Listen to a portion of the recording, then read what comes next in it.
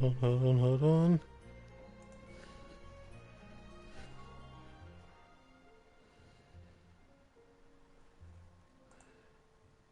Testing. But I think I can hear myself. Let's see. Yes, I can. So that means y'all can hear me too. Okay.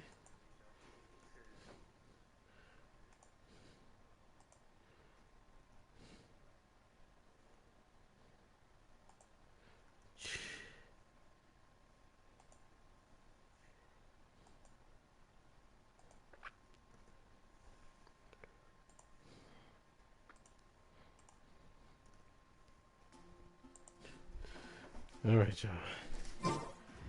As y'all can see, we still in mindset from where I left off. So here's what happened, because I know I said I was gonna do things with Duran's thing off the stream. But here's what happened from there. So I'd begun to download First Descendant on PS5. So yeah, I downloaded it, and before I knew it, I was playing it. Time just kind of just got away from me. So, yeah, that's what happened. Any more clues for us? We're all set for the next chapter. Yeah, I was just How was about to everybody's come Christmas or Let's see what it says. holiday, should we say? Now sprout to life the story's seeds, stirred by wind. Hopefully good, I hope. Then on that breeze, the music. You know something? Even though Christmas is now over, well, the holidays, well, not. No, let me say this like this just because. Christmas, Hanukkah, and all those things is over. But the holiday is still here because we still got New Year's to go through. For in poetry and all that song, stuff, so it ain't over just yet. But as far as it goes, I think what I'm gonna do is I'm gonna just, cause I always listen to Christmas music and all that stuff and everything through even after it's over until like give it about when I finish Twitchmas. That's when I'll probably stop having the music going. But people who know me, they know that sometimes I can't help myself. I have to put a little Christmas music on during the Care to elaborate? During the thing. Wind, music, poetry. Tone-deaf bards gotta know the answer. You mean Lord Barbados?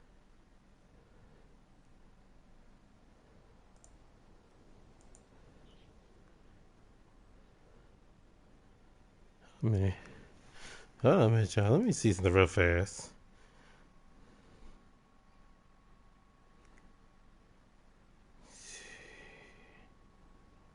I'm checking something real fast. I may need to do something while I'm doing this. So let me go. Albedo introduced us when I first arrived in Mondstadt. I mean, someone like me was bound to catch his eye sooner or later. It's better that it's out in the open anyway. Now, how should we track him down?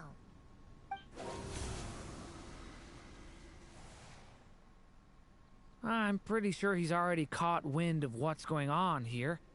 Why don't we just see where the wind takes us? Ah, right. He definitely makes it easy to forget he's a real god sometimes.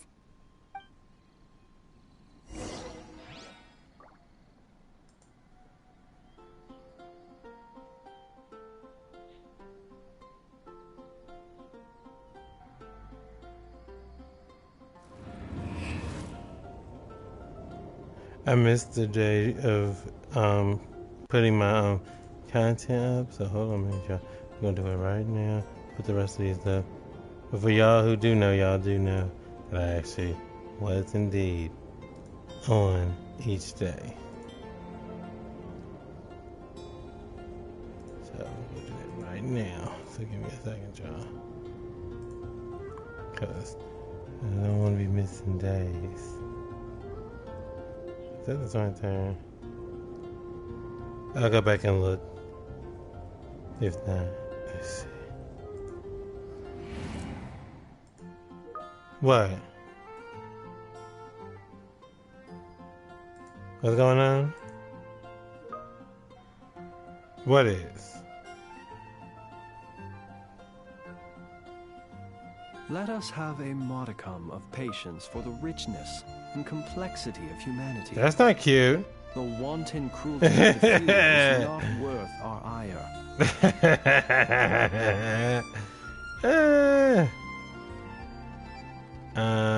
I got lost, y'all. Hold on a minute.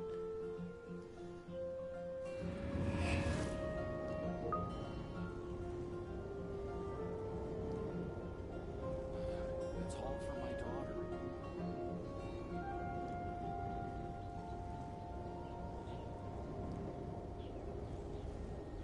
I'm getting lost. Hold on. I'll check back in just a moment. See what I need to actually do. I know I exported the oldest one. Wasn't able to get the 18 phone, but that's okay. That's okay. We're getting into 19 part 2.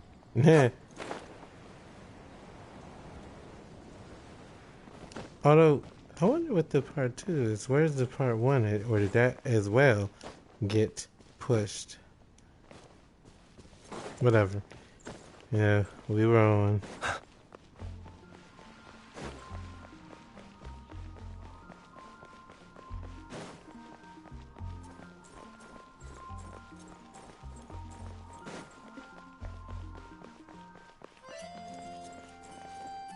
Oh, hold on a minute.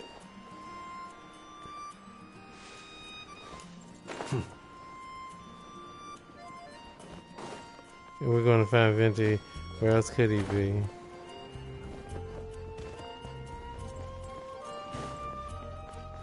Well, you know,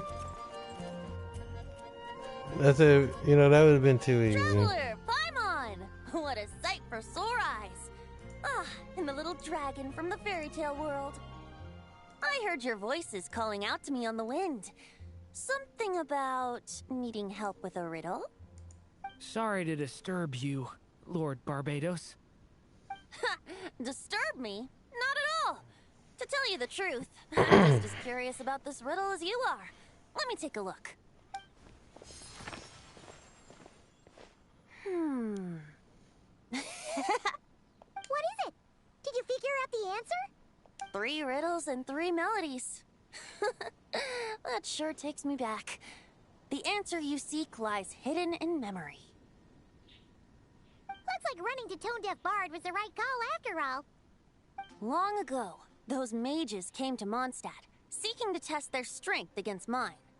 But I replied, let us make music, not war, and resolve our conflicts through song. So I strummed my lyre and sang them this verse. Oh wind, welcome now, my guests. Pass through verdant leaves unseen, where shape your formless self may take, and offer up a graceful scene, a fleeting gift for welcome's sake. Leap at the edge of a sea of clouds, where land meets sky and sky meets ground. There frighten off the noisy crowds and bring my guests a calm profound. Fly beneath the stars up high, where mortal noise is swept aside, that my dear guests with starry eyes may share the dreams they hold inside. Now go to where I vowed to keep a quiet spot for them to sleep. No clash, no contest bars the way, just tea and mirth to fill the day. There you have it, the 3 melodies. As for the answers to those 3 riddles, I trust you can guess them by now. The woods, the edge of a cliff, and the sky? Correct! Funnily enough, your mother was also the first to solve it, all that time ago. There must be some kind of special rapport between those who write stories and those who sing them. The woods, a cliff, and the sky. Oh! So that's where it is! I suppose the spot that answer points to is where you're headed next. You should know, after solving my riddle, the mages even accepted my proposal and made that location their official meeting spot. And going by what your book is suggesting, once you found it, you might want to try playing the melody I just shared with you. Guess you can be pretty reliable when it counts, huh? Great Animal Archon? Thanks for the help, Lord Barbados. Still got questions for me, huh? Yeah, you must have read countless tales in your time, being a wandering bard and all. In your experience, why might an author consider a story unfinished? Unfinished? Well, I guess if there's something left to accomplish in the story, or, oh! If the last line goes, "To be continued." Huh? Wow, your helpfulness lasted for like 1 second. In all seriousness, I would think the answer to that question lies in your mother's story itself. It's not my place to pry any further. All right then, we should get going.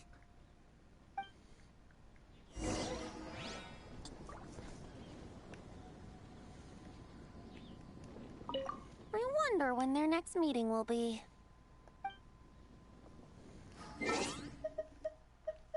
See, I know where we're going, right?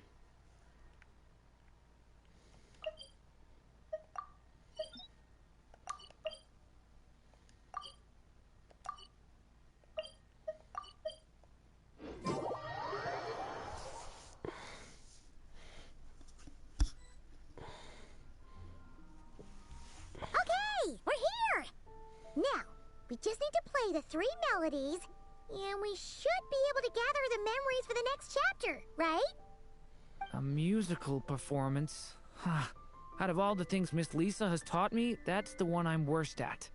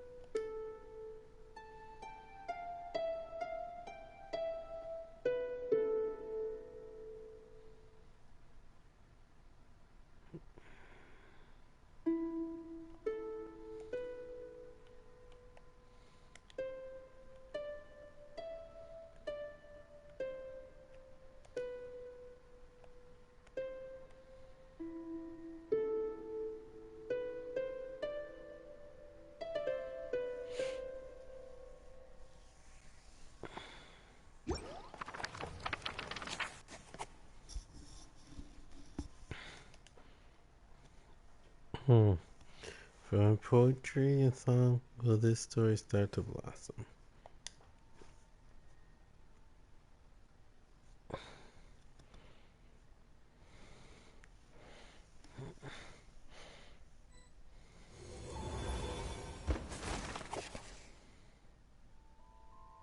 Even a war that shook the world could not halt the witches' gatherings.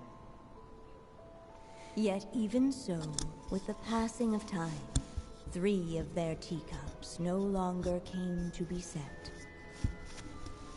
The witches did not linger long in sorrow, for the story witch had brought glad tidings of her own.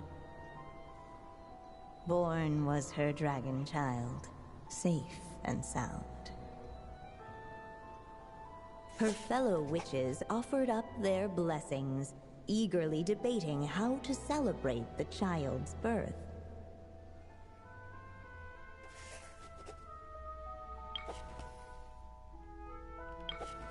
In the end, they settled on the most vibrant balloons they could find. After all, what could be more joyous than the arrival of new life? And so, the witches' gathering turned into a birthday celebration.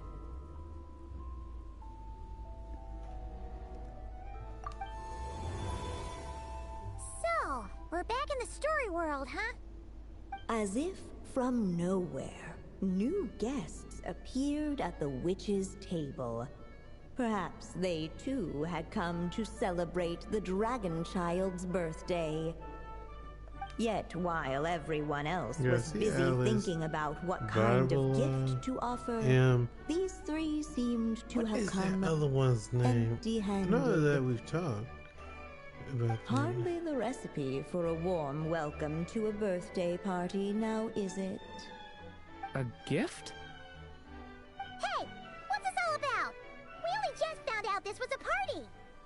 While the guests voiced their complaints and grievances, perhaps they should have been wondering what kind of gift to give instead. So, we need to bring a gift to advance the story? Ugh, but where are we supposed to get something like that? Perhaps it would be a good idea to have a look around. Why didn't you just say so?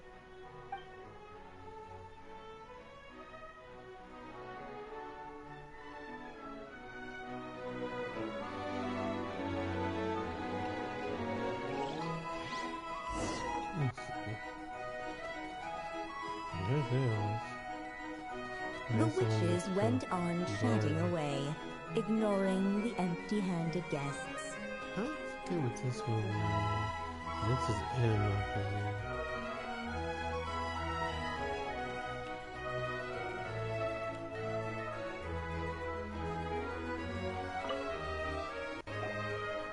Hey, is that the other Durin?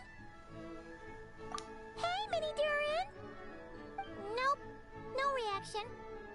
Seriously, did he doze off at his own birthday party? Brought to life by the witch's magic ink, the Dragon Child played with animated glee each time the tip of her pen danced across the page. Yet she could not spend all her time writing. For the upcoming witches' gathering, she had no choice but to set down her pen. But before doing so, she wrote one last line. So did the child drift off into blissful slumber. Huh, that's a bit convenient. Strange. I don't remember ever being at any of the mages' gatherings. When exactly was this birthday party supposed to have happened? No wonder you don't remember. From the looks of it, you were probably fast asleep at the time. The witches went on chatting away, ignoring the empty-handed guests.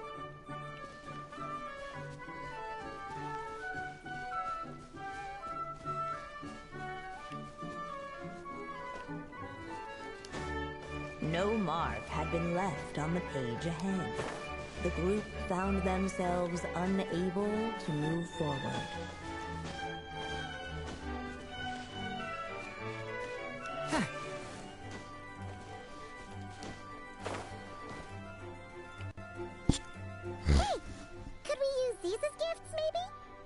At last, the guests found something to give the Dragon Child. Guess that's a yes then. Which one should we go for? Still, the guests wondered, what kind of gift might the little dragon really want? Should they put a warrior's sword in his hand and send him out on an unstoppable quest to save the world? Or perhaps a wandering hero's slingshot and the promise of a life of endless, uncharted adventure.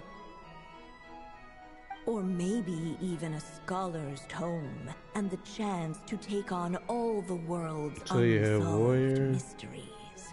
Archer, or whatever we call it. Wow, that's a lot of pressure all of a sudden. Oh yeah, technically we're actually picking a gift for you, so which one would you prefer?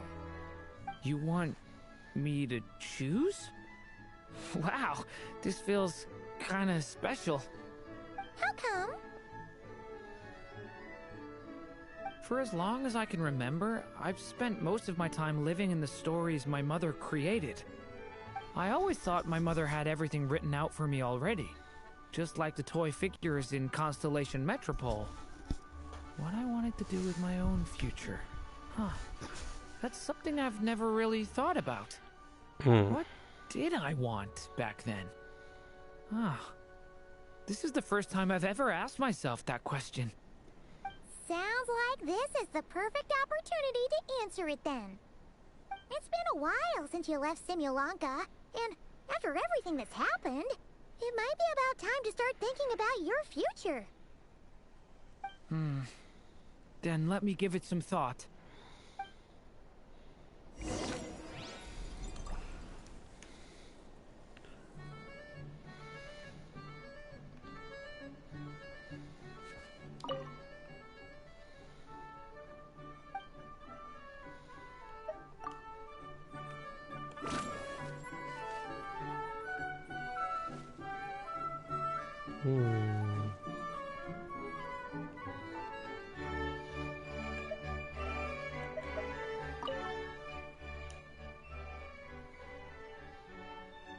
Well, he's not really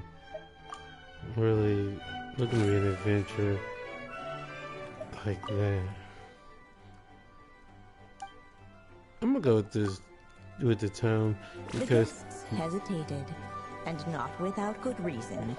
Given how much this gift would mean to the little dragon, a bit of careful thought could go a long. Let's give him it.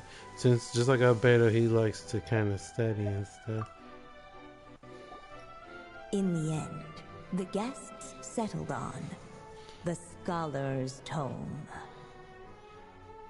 So you're the scholarly type, huh? I just feel like I should learn more about the way the world works. What makes you say that? I'll give you an example. Did you know that in Mondstadt, using fire to catch fish is a punishable offense? I thought she was just teaching me regular hunting techniques. It was only after Master Jean caught me and sent me to solitary confinement that I realized I'd misread the situation. So much of what's considered common knowledge in your world just wasn't in Simulanka. So I have to learn, or I'll keep causing trouble for everyone else. Paimon's not sure that counts as common knowledge. I do.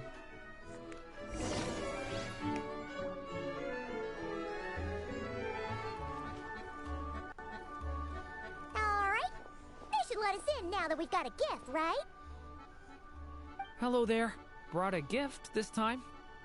The newly arrived guest presented his gift, wishing the little dragon a future as a wise and accomplished scholar.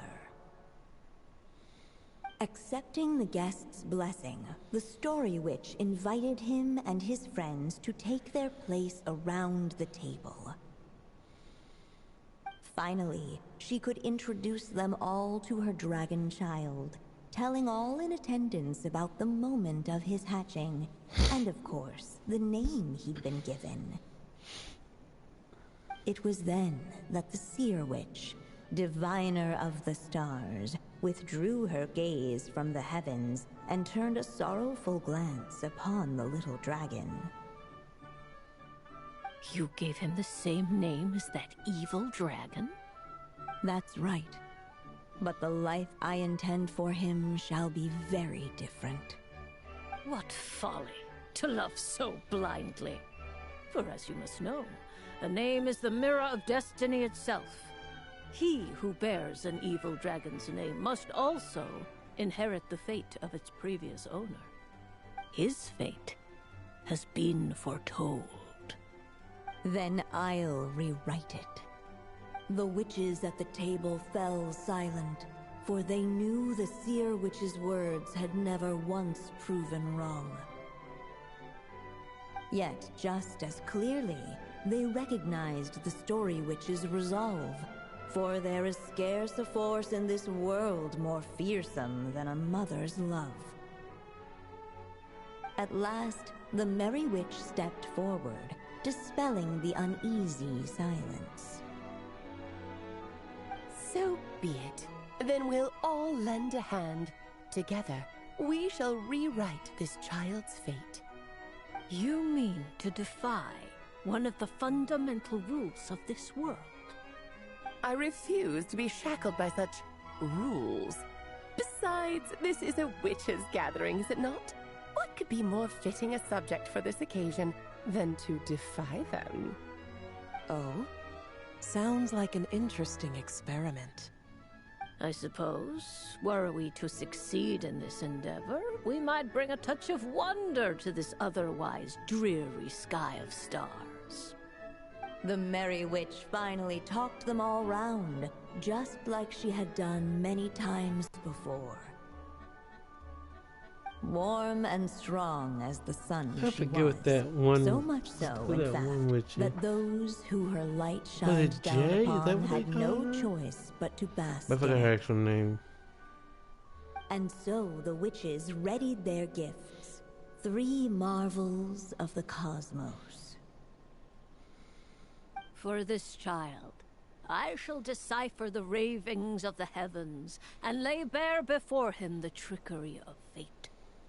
For this child, I shall leave a formula powerful enough to unravel the very origins of this world, that he may seek another solution for the conundrum of his life. For this child, I shall call upon wondrous magic to make possible his impossible wish. All the Story Witch had was the pen in her hand, yet with the love that flowed from it, she resolved to bring forth a marvel of her own. For this child, I shall leave behind the last story I will ever write, and with it, a path to an ending yet untold. With the witch's blessings given and received, the little dragon's fate at last began to turn.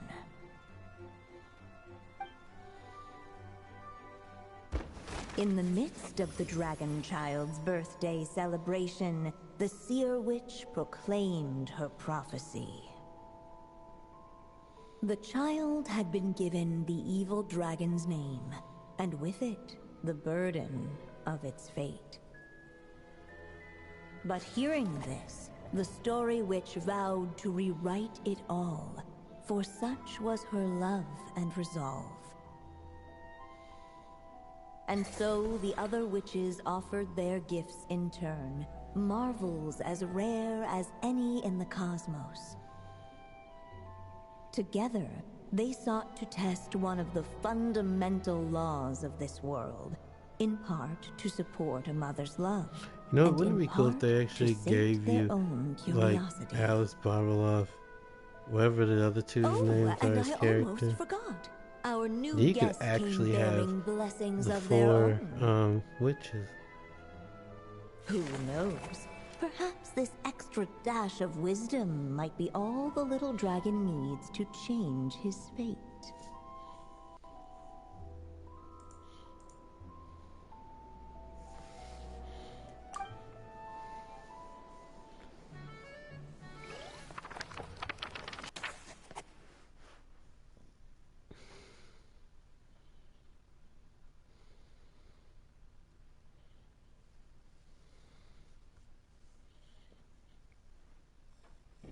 Excuse me.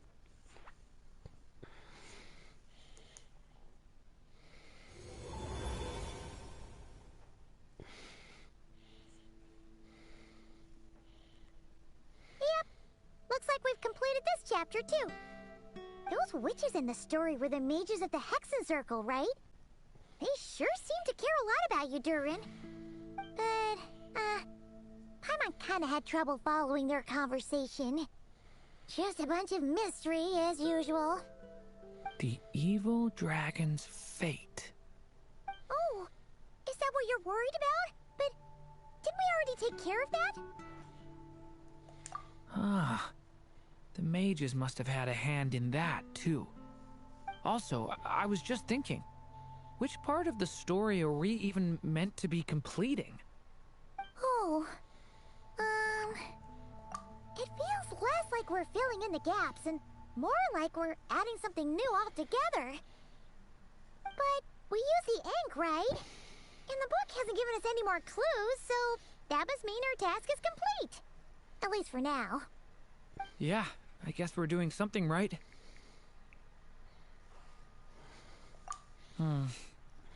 Maybe I'm overthinking things. It's just... this is my mother's final wish, so I don't want to mess it up. Anyway, thanks for all your help. I'll let you know as soon as the book reveals a hint about the next chapter. Okay then. See you in the next chapter.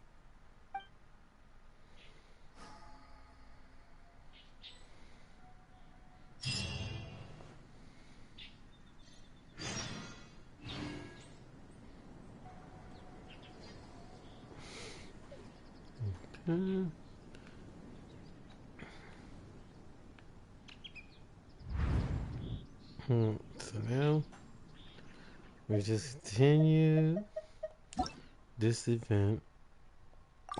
We've already done the quote unquote fun games. Yeah.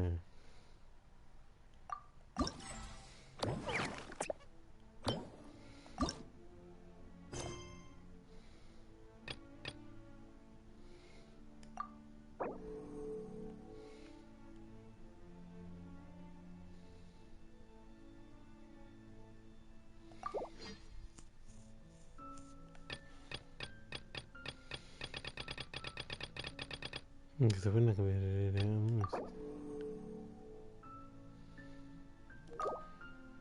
that. Okay. Let's see. Let's see what we're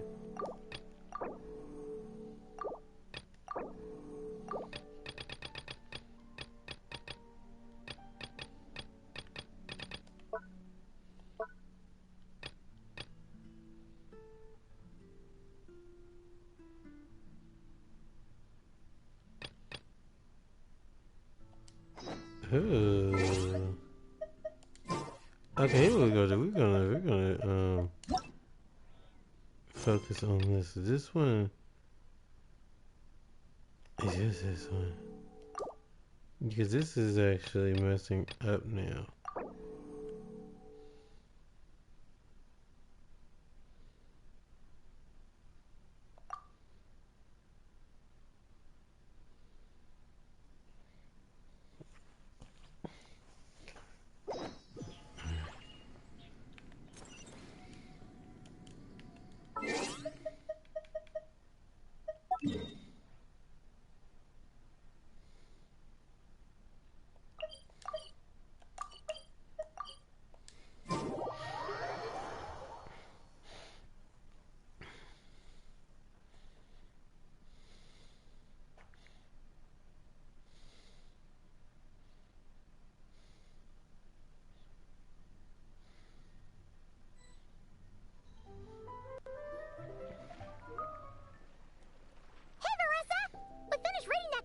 You gave us. It was pretty cool.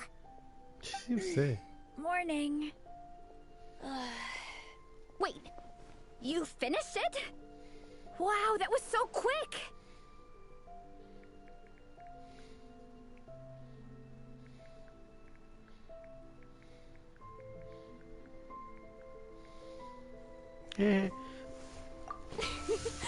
So you two have been won over by Fiatena's infectious charisma? It was but a matter of time. From what we read, it seemed like the Soul Blazers were a group of Natlanese heroes who fought against monsters. Also, Malika had a cameo in there. Does that mean the Soul Blazers saga is based on historical events? That's right. It's an adaptation of Natlan's history. All the characters are based on real people. But of course, it's mostly for entertainment. You can't treat it as a history textbook. The Soul Blazers were warriors who fought against the monsters of the Abyss. Their mission? To protect their nation. The finest warrior of all the Soul Blazers was Fiatena. She is our hero, our role model. The Pyro Archon has some real cool fight scenes too, though. She fights with real passion. But there's a whole bunch of other comic series that deal with her story specifically. This one is more focused on Fiatenna's story arc. Her motivations, her rise to greatness, and so on. No matter how desperate things got, she never lost hope. Thanks to her dogged determination, she went from rookie warrior with no understanding of strategy to a formidable commander. Along the way, she became friends with a group of fellow warriors who stuck with each other through thick and thin. Fiatenna! She's my hero. This story really means a lot to her.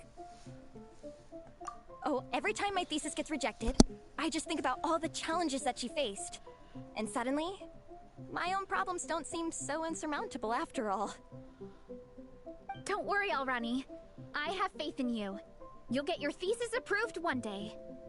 Aw, Veressa. You bet I will. Trifling thesis, you are no match for me. When I get back to the academia, prepare to be whipped into shape. So, now that you guys are into this series, you wanna join the Legion? What does it involve? It's a comic book fan club, right? Don't stress over it. Yes, we were initially brought together by a shared interest in comics, but ultimately our main purpose is to share life's joys and get rid of life's woes. Whatever comes our way, we have each other, and we can face it together. We discuss comics together, eat together, and chill together.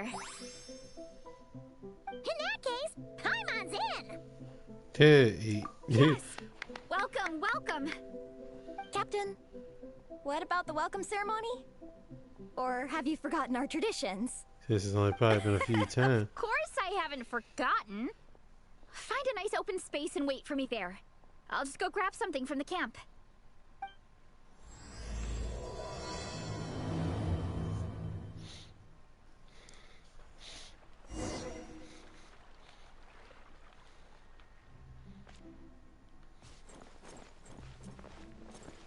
Let me get some of that. May I present?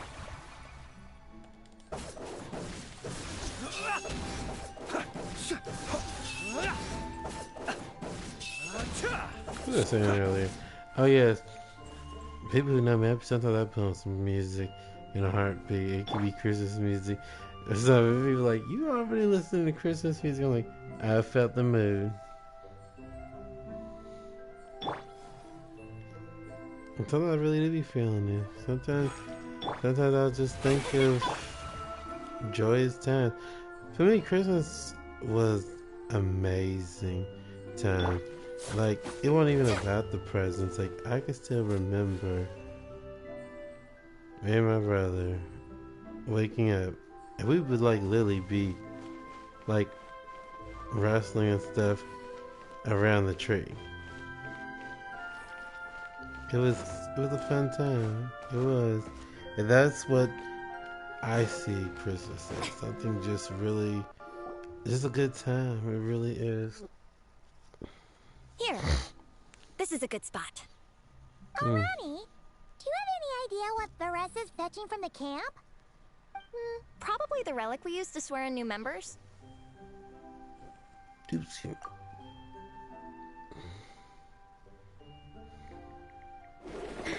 I'm here. Hope I didn't keep you waiting too long. I sprinted the whole way. Here, take this. It's a Fiatenna mask. I made it myself. Thanks! Huh? Isn't this the mask you wear in combat? That's right. Fiatenna used to wear a mask in combat too. So the one I made for myself is modeled after hers. Mind if I keep going for a bit? Not at all. The floor is yours. The tale of the Soul Blazer saga is a long one, told over 12 volumes. The characters go through so many changes along the way, growing and developing as the story progresses.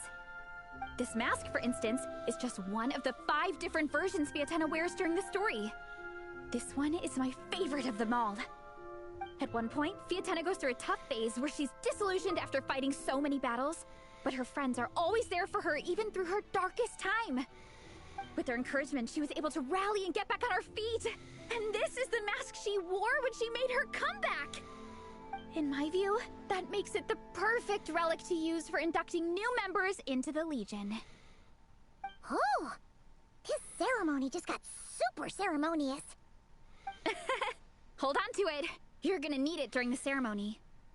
Oh, Captain, is it time? Now, Traveler and Paimon, join me in reciting the Legion of Soul Blazers Creed, which we will cry out at the top of our lungs. I already can see where this is going. Yeah, just imagine you're bursting with praise for the chef after a sensational meal. Or, for me, sometimes, I get so happy hanging out with my friends that I just want to shout, "Thank you!" as loud as I can. When you believe in something, you shout it for the whole world to hear. Exactly. I couldn't have put it better myself. Now, repeat after me. Okay. Through pain and defeat, we shall never fear. Through pain and defeat, we shall never fear. I will always champion love and imagination. I will always champion love and imagination. Great. Soul Blazers, as of this moment, you are now members of the Legion. So it wasn't that you just shouted. I can't wait to tell Shilonen the good news. If I'm not mistaken, she's out training with Minnie and Igong today. Got it. All right, let's go.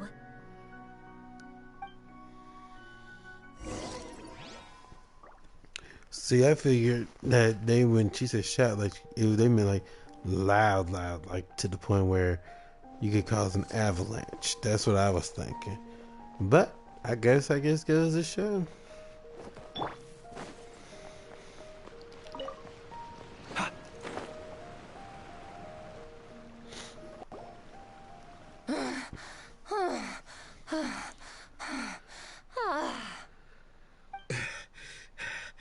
Vice Captain, shall we call it a day?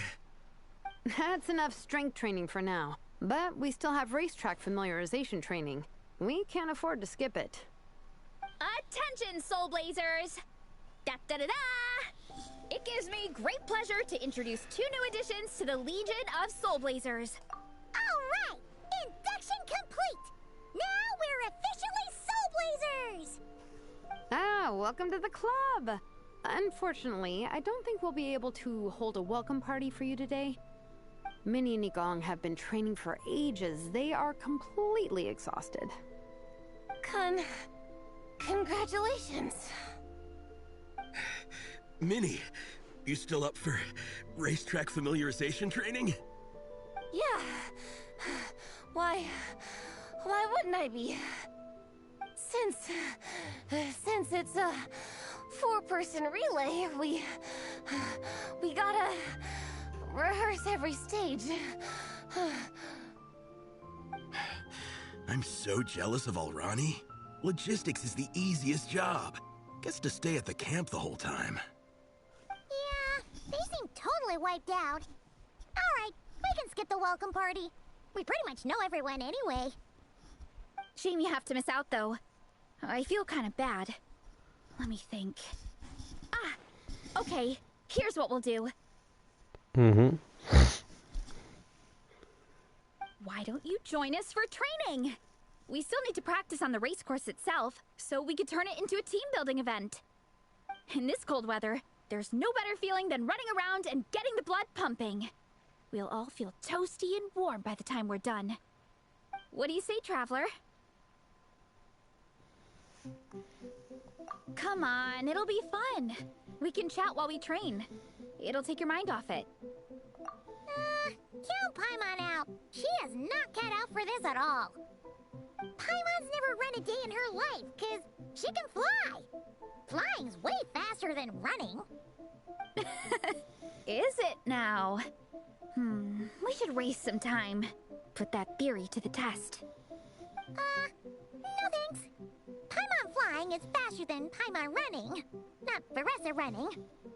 All right, we'll let Paimon off. It would be pretty absurd having someone who can fly join a running race. I'm all rested up, so I can join you instead. As for Minnie and Igong, if you guys want to keep training, then pace yourselves and stick to slow jogging. But if you're worn out, feel free to stay put and recover. Thank you, Vice Captain. Yeah, I'm not moving. I'll just rest right here. I'm down to keep training. Okay, that makes 4 of us for training. Me, Faressa, Minnie, and the Traveler. Let's split into 2 groups then. Shilonen and Minnie can do a slow jog. I'll be sprinting full speed on the race course. Traveler, you join whichever group you want. We're just happy you can join us.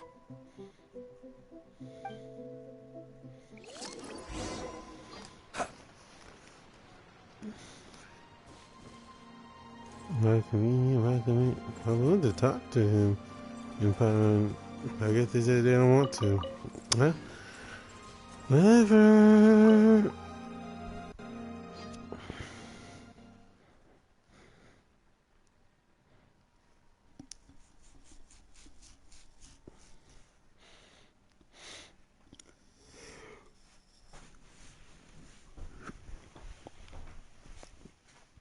It was nice being back on First Descendant. I'm not gonna lie. Like when they first had announced that the PS4 version was gonna be gone, I was sad because I really had fun playing.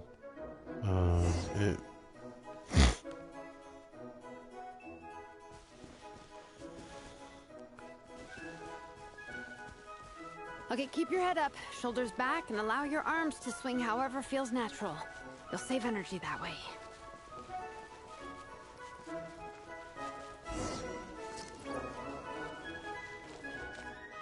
Yeah, but Vanessa better catch up with me. She the one that's behind. Sure. This track forms part of the official race course. It's one of the flatter sections. Oh, monsters, huh? I guess that makes sense. Mountains have plenty of places for wildlife and wild monsters to hide.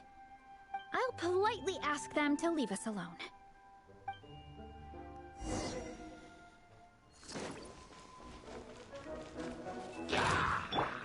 Hurry up, Brassa! Put! Heads up!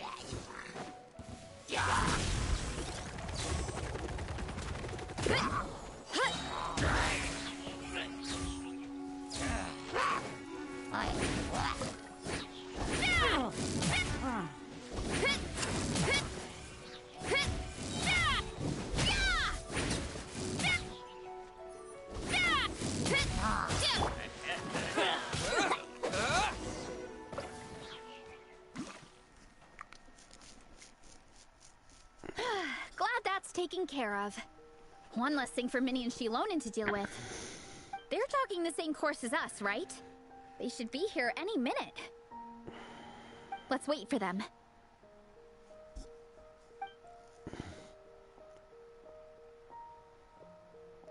How's it going? You two holding up okay? I'm good. Minnie's form is so much better than last time. I still think I need more practice.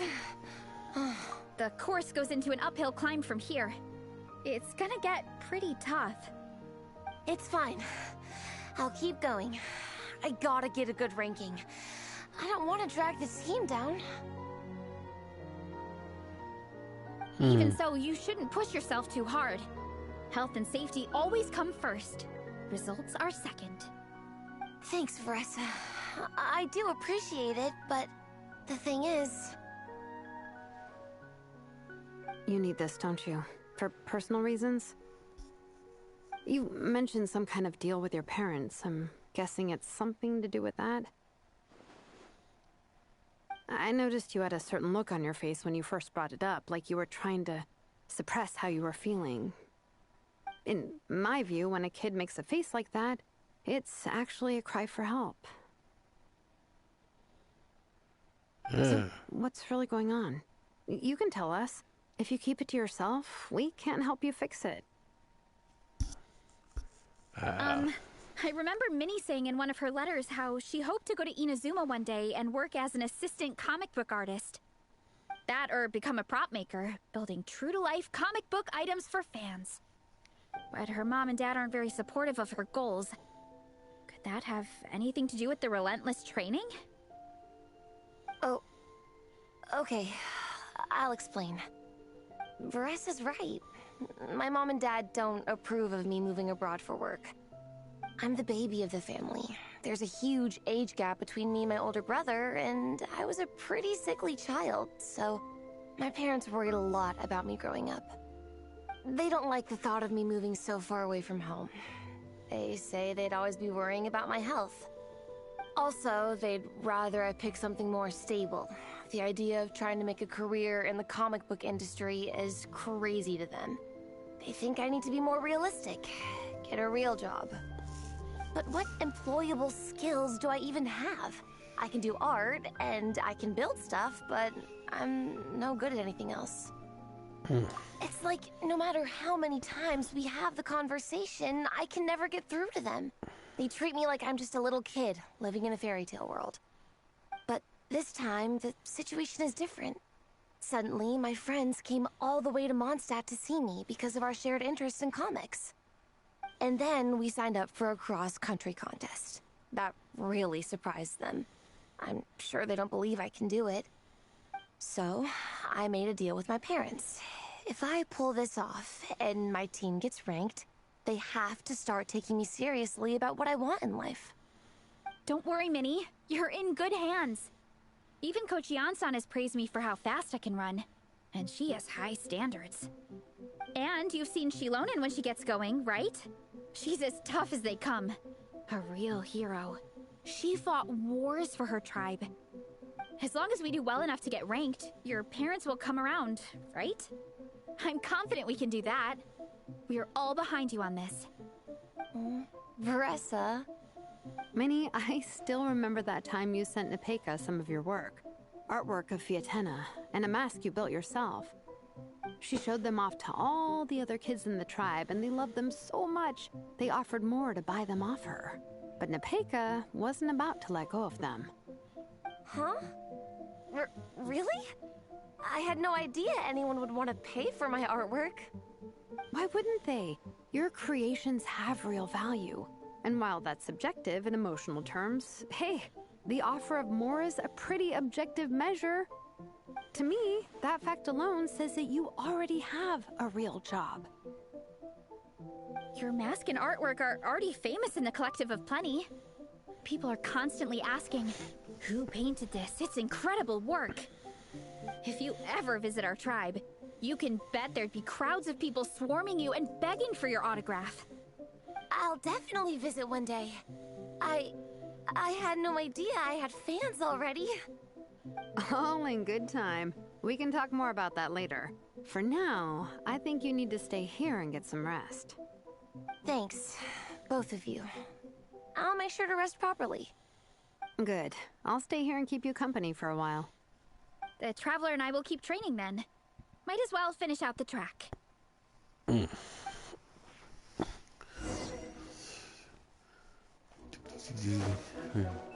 I talk to her? So, you can't talk to Shalane. You definitely don't want to stray off course on a mountain like this. It could get dangerous.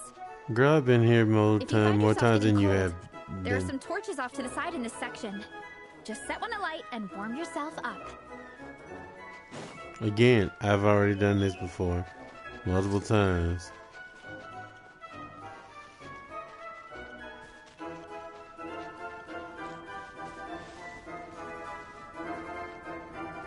But thank you for your concern. I mean, I appreciate that. But I've been here more times than you have. We made it to the relay point. Good job. I gotta say, this terrain is seriously challenging. If people don't familiarize themselves with the course in advance, they could easily get lost on race day. But at least the organizing committee has taken the time to clearly mark out the course. And thankfully, there aren't many wild animals or monsters out here. People should be able to practice without incident.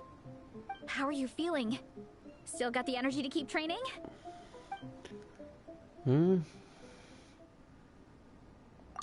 Awesome. Then let's get back to it. Whew. The next section looks even harder. Let's make sure to stay alert so we don't leave the course, and pace ourselves to protect our joints. That's what Coach Yan-san would say. Her advice is always spot on. This is the second section of the official race course. Watch out for signs so you stay on track.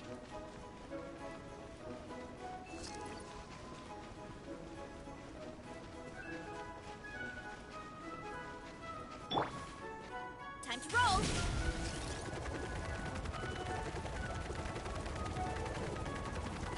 Watch out for that pit! Don't fall in!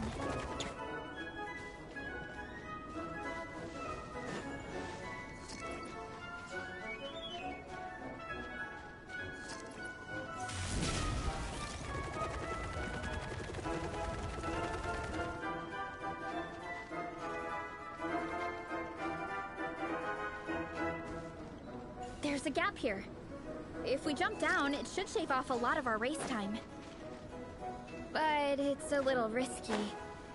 Gotta be careful not to sprain an ankle or it's game over.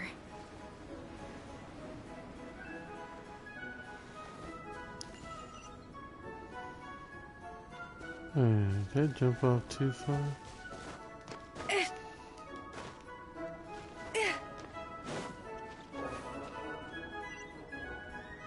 Okay, I see what it is. No, what is something? Okay, so that's what I mean by gap, but... Hurry up, Brassa!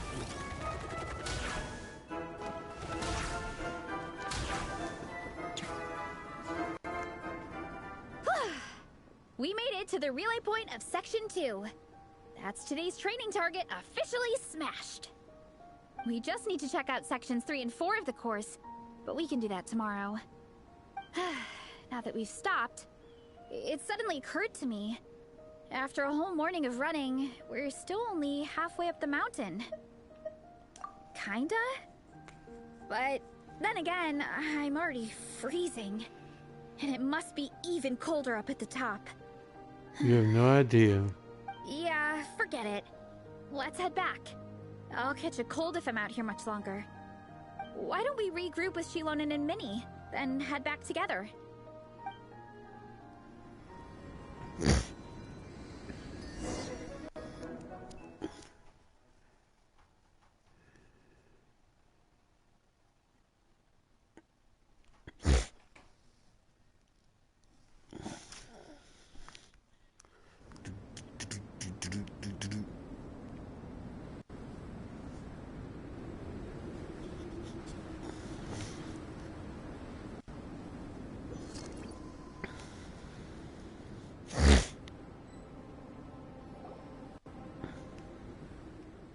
Hey, you two. We're back. 3, actually. Yigong came to join me and Minnie while you were out training. Yeah, I felt bad slacking off while everyone else was going the extra mile. Ew. Sounds like the cold's getting to you. Alright, let's head back to camp so people can get some extra layers on. Wow, the time's really flown by. At this rate, I don't know if I'll have time for my nap before we hit the city for the afternoon.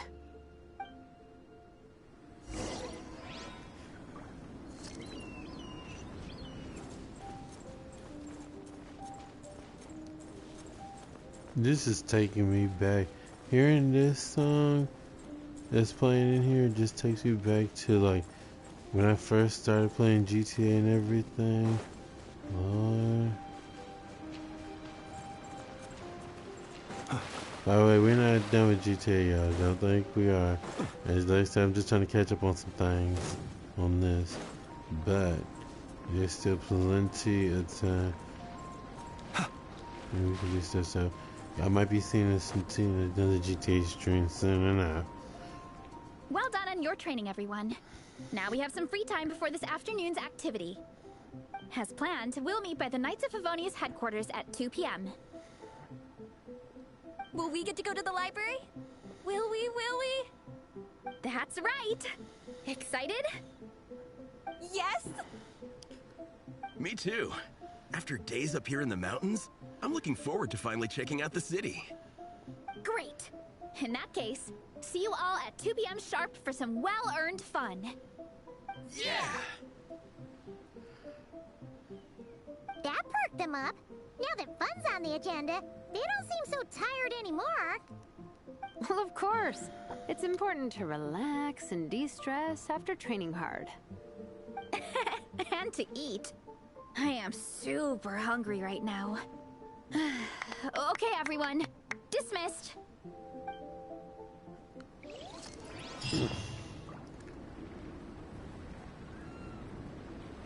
Wait, hold on.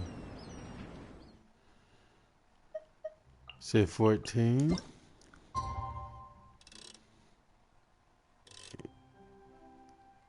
There we go.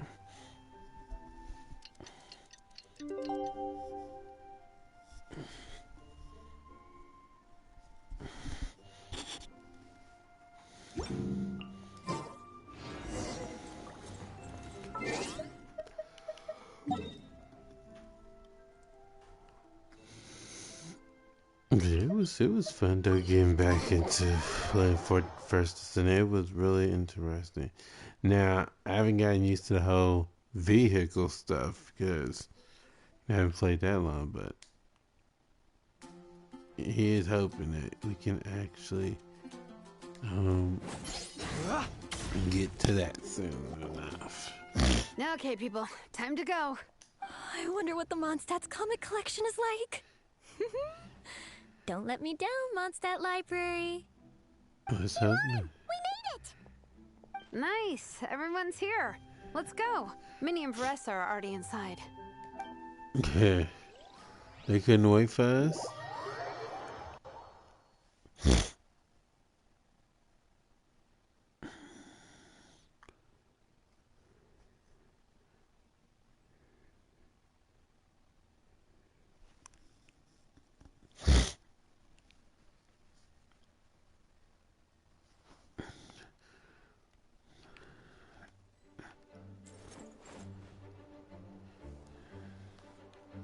Let's see what Shalona's looking at. I am loving the atmosphere in here. The peace and quiet, the subtle scent of flowers in the air, plus the chairs look really comfy. Whoever runs this library has great taste. Ooh, that being said, what happened to actually running the library? I don't see any staff anywhere. Lisa's probably taking her afternoon break at the moment. Afternoon break? I'm the one who should be on an afternoon break. That's it. Okay, I am taking a nap. You guys go hang with Vanessa. I'm gonna find a table to pass out on. Yeah, it's just too cozy here not to. It'd be a shame to waste the opportunity. There, that table. I have been eyeing it since we got here. It has nap material written all over it. Paimon has a funny feeling that Lisa would approve of Shilonen's commitment to afternoon naps.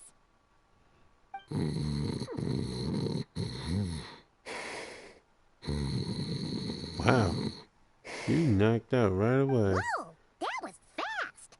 1 second she's talking to us, the next she's out like a light.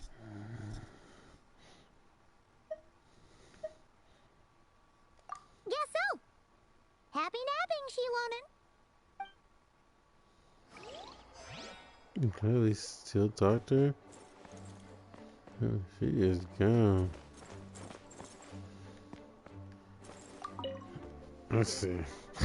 They don't seem to have a dedicated section for comics and light novels here. Everything from the Yai Publishing House is grouped under children and teens.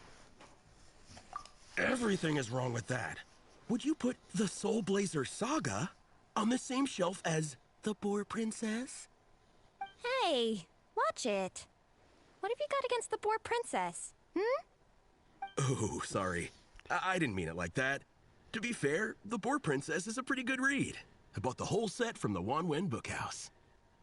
The Soul Blazer Saga Armored Assault Volume 1. Ah! The Soul Blazer spinoff! Yep. This book was my first introduction to the Soul Blazer universe.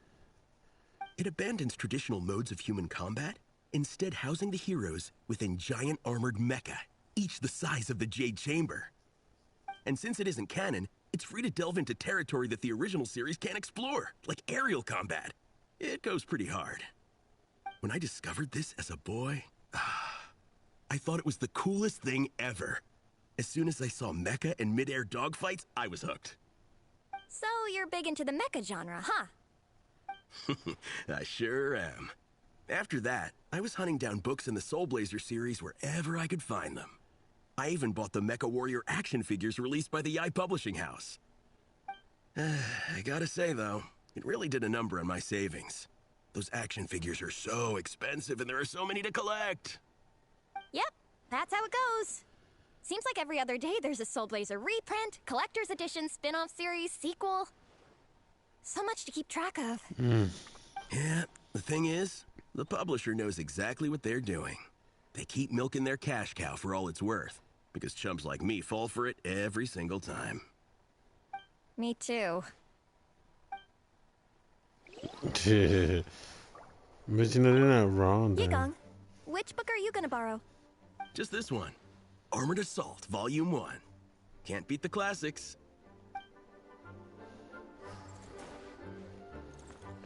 So these two are talking about.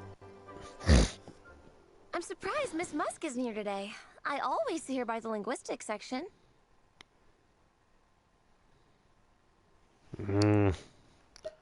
You guys know this place inside out, huh? Even down to the regulars. That's impressive. Of course. The library is my secret base. I know which books are on what shelves, who the regular customers are, even what brand of tea Lisa uses for her afternoon drink. This chair is the same one I was sitting in when I first read through the Soul Blazer saga. And anytime I want to write letters to my friends in the Legion, this is where I come. I just feel so comfortable here. Miss Lisa is really friendly. She's shared some of her snacks with me before. Wow, amazing! Snacks. What I meant to say was, this library is totally different from the one back home. Instead of books, we have woven scrolls. They're usually hung up high on the walls, which means the shorter kids can't always see them. But I was always tall for my age. Whenever my friends wanted to read a woven scroll, they'd come get me to read it out for them. I got so used to reading woven scrolls in a group that when I eventually got into comics, I carried on the habit. It's more fun reading them together with friends. You think so? How does that work, though? 'Cause everyone reads at a different pace, right? It works fine. The faster readers just wait for the others to catch up before turning the page. Plus, with other people around, you can read for a bit, then chat for a bit, then read some more. Beats reading in silence. Funnily enough, that's actually how I got to know Shilonen. This one time, I came to her workshop planning to commission her for a job. When I arrived, I found Nepeka reading a comic book. And it turned out it was the Soul Blazer saga! We were both pretty stoked to meet a fellow Soul Blazer fan. And I guess we were chatting so loudly that we woke Shilonen up from her nap. She came over, intending to quiet us down. But that turned into us roping Shilonen into reading comics with us. Next thing you know, it was the middle of the night and we'd been at it for hours. Shilonen was so tired. She just laid down in between me and Nepeka and went to sleep. Ever since then, we've been the best of friends. That sounds so nice. I really want to meet Nepeka too. I hope I can visit Natland one day. We can make that happen. I'm sure Shilonen would be more than happy to introduce you. And don't forget to invite me too. It's just... Hey, don't feel down. A deal's a deal. As long as we get ranked in the contest, your parents will have to respect your wishes. So let's put all our energy into doing the best we can. We're gonna get that ranking, and you're gonna go on that trip. I'll do my best. Good. There's Lisa. Yeah, I knew she was gonna show up. I knew it. My. Looks like a lot of visitors snuck in while I was on my afternoon break. Hello, cutie. Hello, little Paimon. It's been too long. That's quite all right. I'm sure your Natlanese friend here has read the library rules carefully and intends to abide by them. As for your other Natlanese friend, I'm glad to see someone appreciates the cozy atmosphere. She looks like she's having a wonderful nap. Now then, has everyone decided which books they'd like to borrow? Yes, ma'am. I'd like to borrow this copy of Armored Assault. And I'll take this one. Vera's Melancholy. Minnie recommended it. No problem. What about your, leopard friend? Did she want to borrow a book? Huh? Borrow a book? Oh, yeah, no need. Thanks. This one was great, but I won't be checking it out. Let's see. Along with Divinity, you have very good taste in books. Or should I say, good taste in pillows? Oh, yeah, sorry, that's my drool. Sorry. Okay. All right, let me fill out the register. Then you'll be free to take your books.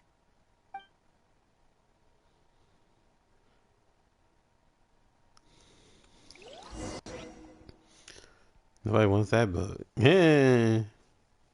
Then again, someone might though.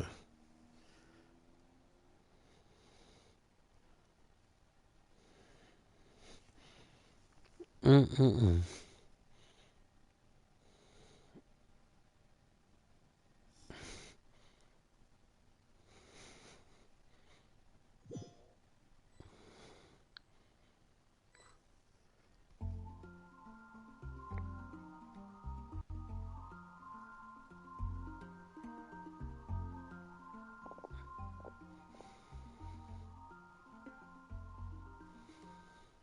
Yeah, I bet everyone's getting hungry by now. We did push it pretty hard this morning. Plus, the organizing committee had a load of supplies to distribute today. Stuff to keep people warm. I'm ravenous after moving all those boxes. Minnie, you're a local. Any recommendations on where to get a late lunch? How about Good Hunter? Their steaks are really good. Oh, I am so down. I'm craving a plate full of meat right now. Yigong, don't tell me you caught a cold again. Sounds like we should get some hot soup for the table. Come on, let's go.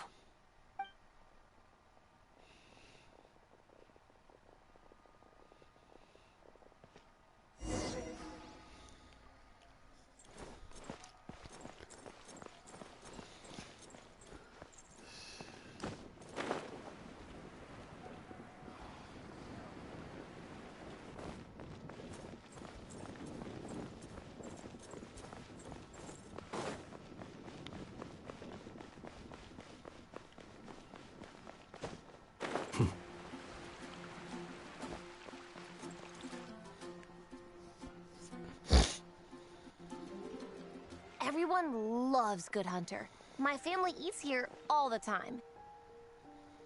It's a little small, though. We'll probably have to split the group across 2 tables. Ah, bummer. Well, never mind. We've done plenty of group activities recently. It won't kill us to split up just this once. Captain's already been hypnotized by the menu. It smells so good. Meat stew? Seafood? Are you ready to order? Let's see. I guess I'll get the ball rolling. Let's start with 30 plates each of tea break pancakes and flaming red bolognese, 7 bowls of calla lily seafood soup, and, 30 meat natos. As for appetizers, 12 apple roly-polies and 12 sauteed matsutake. Don't want to overdo it. Anyone else want to add something? Or we could just start there and add stuff later. Looks like Beres's appetite is as crazy as ever. Thanks, Sarah. That'll do for now. Are you sure it's not too much? Oh, I promise you, none of it will go to waste. If you say so. Well then, I guess I better get cooking. I see. Nothing beats eating a nice big meal when you're hungry for it. True.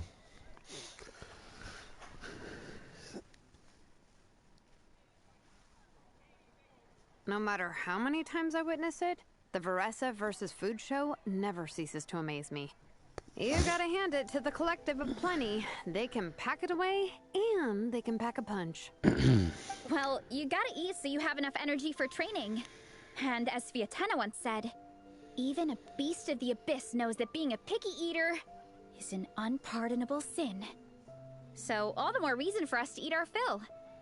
Oh, I know that line. It's from that standalone special, Fiatena versus Abyss Lecter, Battle of the Meat Feasters, right? Don't underestimate a hardcore fan. I know every line in the Soul Blazer saga, no matter where in the Soul Blazer universe it comes from.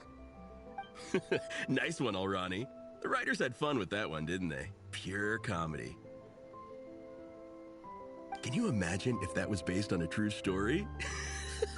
An eating competition with an abyssal monster. Such a hilarious proposition. Yeah, it's really stretching the boundaries of possibilities. I guess it takes a certain kind of talent to come up with ideas like that.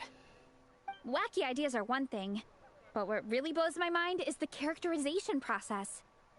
The way they take historical figures like Fiatena and breathe new life into them as comic book heroes is just so impressive. Some people think I'm not enough. I have 2 words for those people. Think again. That's one of my favorite Fiatena quotes of all time. That's from the Soul Blazer Saga Volume 3. Just FYI. Thanks, Alrani. Minnie, do you have a favorite Soul Blazer quote? Or a favorite plot point in general? I think for me, it's the way they portray Fiatena's dream. Despite the endless numbers of monsters, and even when the Abyss seems like a never-ending threat, Fiatena never gives up fighting for her dream homeland. Maybe it is impossible, but if we don't try, we'll never know. Oh, yeah. I love that line, too. Volume 3 strikes again. FYI. No matter what, Fiatena always stays true to her dreams. That's why she'll always be my favorite hero. Same, but when I look at my own life, I wonder, will I ever have that same kind of tireless dedication? Following your dreams is so hard sometimes. I feel like I'm giving everything I have to give, but everyone around me is telling me, give up. It's not realistic. I don't know. Honestly, I'm not even that good of an artist. I'm never quite happy with my work. Sometimes I get to thinking that I should just pack my pens and paper away and be done with it. Maybe life would be easier that way. But I've tried that before too. And it's never long before I start to miss it. I'll be at the grocery store buying some cured meat or at home doing some chores, and I'll suddenly find myself thinking, I miss my art. Let me guess. It always ends up with you digging out your art supplies and giving it another try. Yeah, it's turning into a bit of a cycle, honestly. I keep flip-flopping between, that's it, I'm never painting again, and no, I gotta keep trying. Who am I kidding? I'll never have Fiatena's perseverance. You're thinking about it all wrong, Minnie. Even Fiatena had days when she didn't feel like training or eating right. Having tireless dedication doesn't mean doing the same thing on repeat every day. To me, dedication just means being passionate about something. Wherever you go, whatever you do, you always carry it in your heart. Sometimes you let yourself go, but it's okay. You can always get back on the wagon. If you lose muscle or stamina, you just build it back up again. The important thing is to keep that passion alive through all the ups and downs. As Fiatena said, there is only one eternal power in this world, the power of love. Exactly! from Volume 6, when Fiatena delivers the crushing blow to her enemies. You see? The important lessons stay with you. Yeah. And they always will. Wait a sec! Veressa? When did you clear all those plates? While everyone was talking. I guess Fiatena put me in the mood for a meat feast. No fair! Come on, everyone, eat! We need to catch up!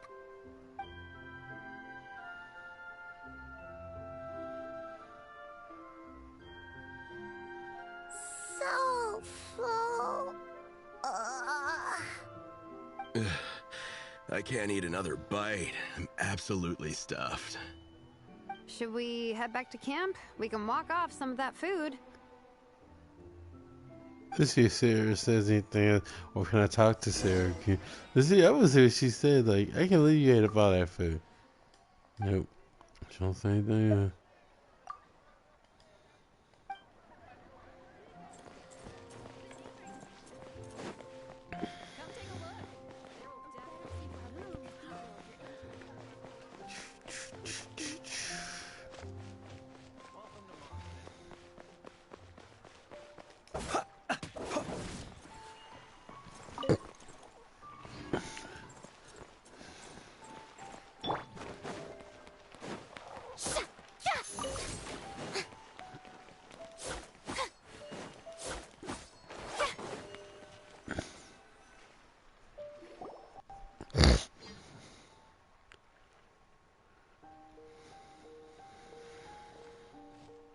There's no more group activities today. Once we get back to camp, everyone's free to do their own thing. That's a relief. I'm about to go into a food coma. Who is that? Oh, Minnie, where have you been? I've been looking everywhere for you.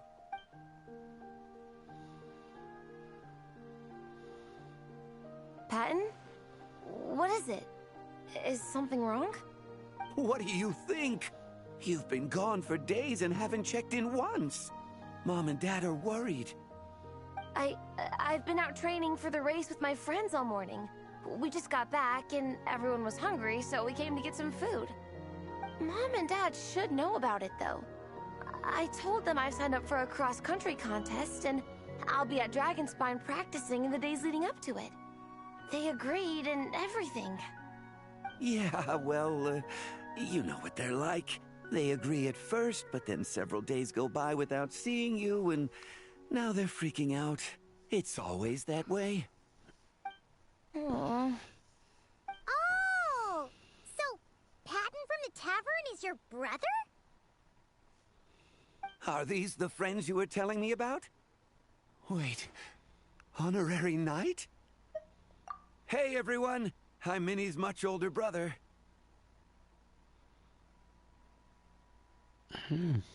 When did you make friends with the honorary knight, Minnie? Whew, you kept that one quiet.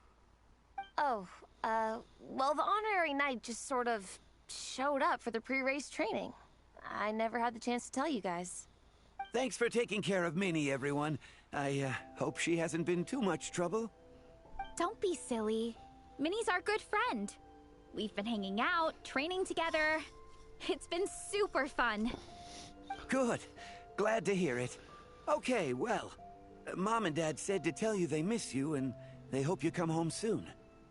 It's great that you've got a hobby you're so passionate about, but don't let it take up all your time, okay? You gotta come home and check in once in a while. Come home as soon as you can, okay? Face. You can go back to training tomorrow. We don't want Mom and Dad blowing a gasket. Okay, I get it. Yeah, man. Her I'm eyes heading were back to the camp purple. with my friends now, but once we get there, I'll grab my luggage and head home. Okay, great. Make it quick, though. Otherwise, Mom and Dad will probably go all the way to Dragonspine looking for you. Sorry to intrude, everyone. Have a great day. I'd better get back to the tavern now.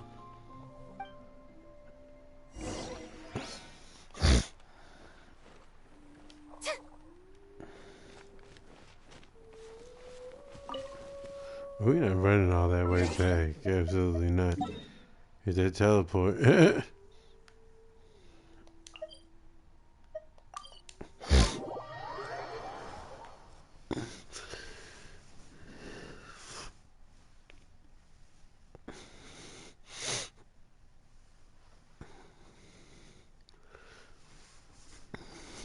Wow, this would be the perfect location for shooting a film.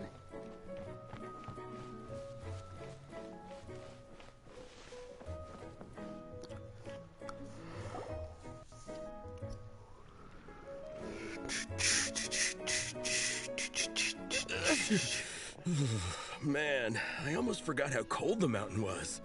The difference between here and the city is mind-boggling. I'm gonna go warm up in the tent. I'll join you. Right now, I just want to wrap myself in blankets and let the food coma run its course.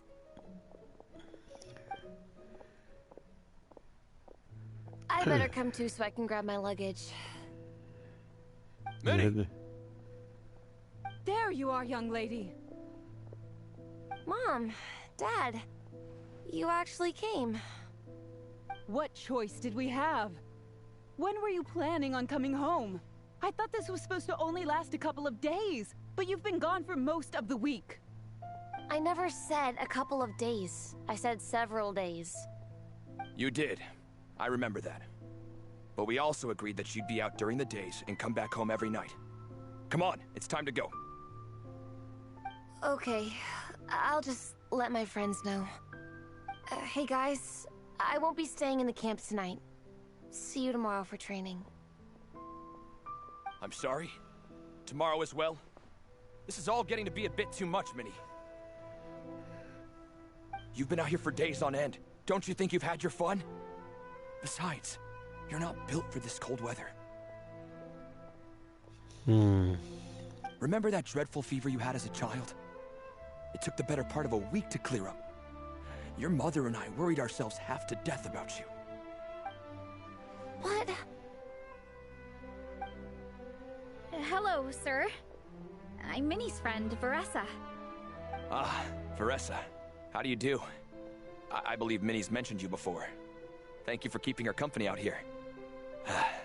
Sorry, I would have brought a welcome gift if I'd known. Welcome gift? No, there's no need for that. I just wanted to say, this contest, it really means a lot to Minnie. At first Shalana was going to say something. Minnie's taking training really seriously. Every day she starts earlier and finishes later than anyone else. Whether it's strength training or practicing out on the race course, she's been working the hardest out of everyone in our group. Didn't you make a deal with her?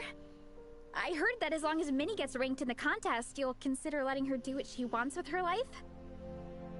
Her greatest wish is to work in the comic book industry, and she's putting so much work into it.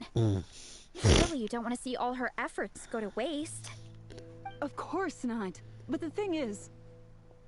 Mom, That's enough! What's more important? Your comics or your health?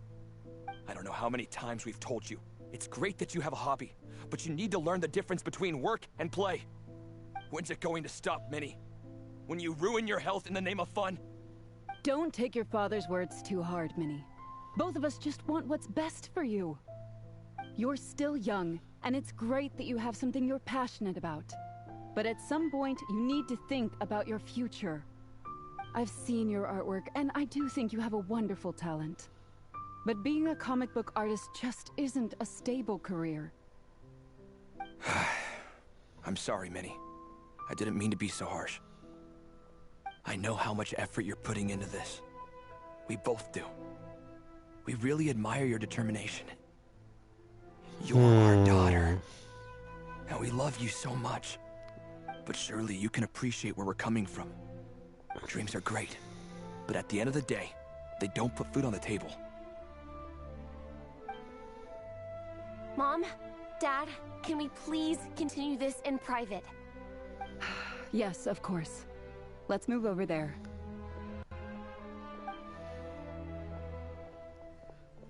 Shalana wants to say so. I know she does. She just doesn't know how to.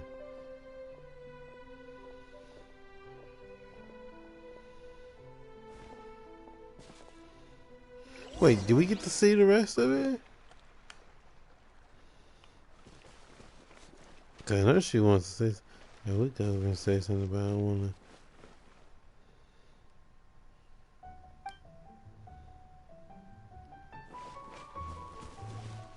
That's just chilling.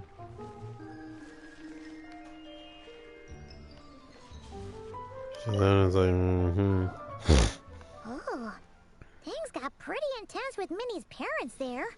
Even Paimon didn't dare to interrupt. Yeah, I kind of wanted to speak up on Minnie's behalf again, but I didn't even know how to butt in. I mean, it sounded like their hearts are in the right place. They said they have her best interests in mind, expressed concern for her health, tried to comfort her. But the whole thing still just felt kind of off to me. I can't quite pinpoint what it was, though. I mean, whether I'm training, eating, or heading to bed for a nap, they're all smiles. But Minnie's parents, neither of them were smiling when they spoke to her just now. Their words were caring, but their tone was so angry. I don't understand it. It sounds like they don't want to let Minnie take part in the contest. But then all her hard work will have been for nothing. What are we gonna do? I'm supposed to be Minnie's captain, but I feel powerless to help her. I wasn't expecting Nepeka's gift for Minnie to come in handy so soon. I was planning to save it as a final surprise before we leave, but under the circumstances, it would be silly not to use it now. I can't put smiles on her parents' faces, but I think I can make sure Minnie gets to participate in the contest.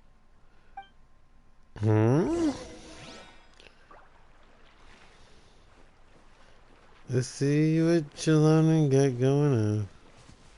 Yeah, I don't really care for her parents. That's not true. I promise, I would never. Well, in that case, we can discuss this more back home. Sorry to interrupt, but there's something I'd like to discuss with the two of you. You must be Vice Captain Shilonen. Minnie's mentioned you before. Is something the matter? If it's about the competition, don't worry. We'll let Minnie take part. But as we've just informed her, this will be her last time.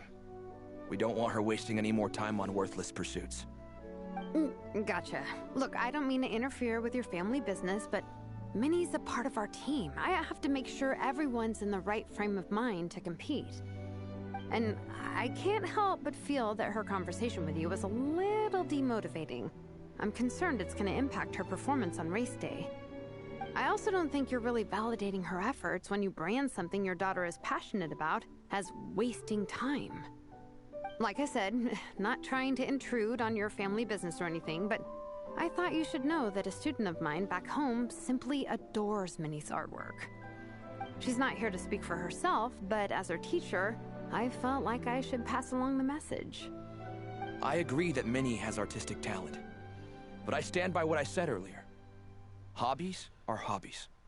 Work is work. A couple of fans isn't going to get you anywhere in life. Yeah, about that. Take a look at this letter.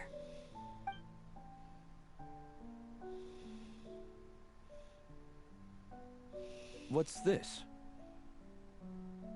Let's call it a token of appreciation from Minnie's fan base. They wanted to write one letter each, but I told them I couldn't take a whole sack of mail on a long-distance trip. So instead, my student Nepeka arranged for them all to make a group painting for Minnie. In the end, so many people participated that it was pretty much one brushstroke per person. Nepeka's so thoughtful. Sorry, Minnie. Nepeka wanted me to give this to you as a surprise after the competition, but given the situation, I made the executive decision to give it to you now. So how many people is this? You think Minnie's wasting her time because in your eyes, making art isn't a worthwhile job? And when you use words like worthless, what you're really saying is it's not a stable source of income. Am I right? Yes, you're right. Well, now you have another way to measure worth. Your daughter's artwork has attracted a whole lot of fans, and very enthusiastic ones at that. Since arriving in Mondstadt, I've learned that being a bard is seen as a very respectable profession here. Let's imagine Minnie was a bard for a second. Instead of drawings and paintings, she'd produce poetry and songs. Instead of fans, she'd have an audience. Would you still be inclined to stop her from being creative? Would lyrics and music be just as much of a waste of time? I take your point, but there's still the issue of her health. Sorry, let me butt in real quick. You know, Minnie's not nearly as fragile as you think. I'm not just saying that either. I've been doing competitive sports in my tribe since I was a little kid, so I know what I'm talking about. Sure, Minnie's not built like a pro bodybuilder, but she's got great potential. A sensible amount of exercise is good for her health. You know what's funny about this? This is so true though. People look at art and they think that it can be like a waste of time. But you know, if you look at it like that, look how much art has played a part in the world. Minnie, sometimes I forget how grown up you are now. You're your own person with your own ideas. To tell you the truth, your mother and I don't really understand this whole world of comics and Yai Publishing House. Well, then give her a chance to show you instead of just churning what she believes in. Damn. We just want you to have a safe and stable life. The last thing we want is to see you suffer. But she's suffering from you. This competition clearly means a lot to you. So, give it your best shot. See it through to the end. People will be funny with this stuff. I will. Thank you, Honorary Knight. It really does ease my mind. There we go. I had to step in another yeast. I think I've said enough for one day.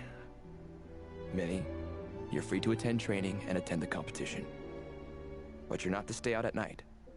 Come home and sleep in your own bed. Understand? Yes, Dad. Okay, that's good.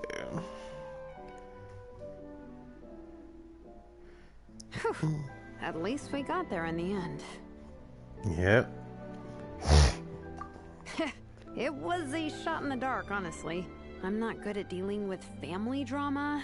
Sure as heck didn't have a plan B, so it's a good thing the letter worked. This is way more than I signed up for. I only came here to buy that, merch stuff or whatever.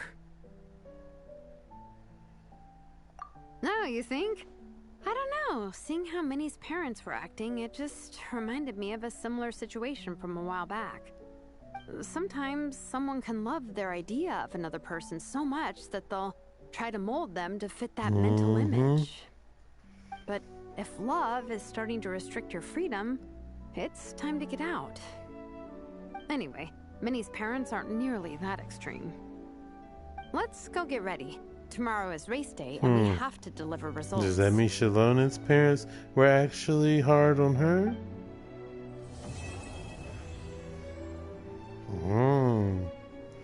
This is very interesting. I like Minnie's parents. I just don't. I mean, overall, they did kind of, I guess, finally get, you know, to the understanding, but I didn't like how they were treating her.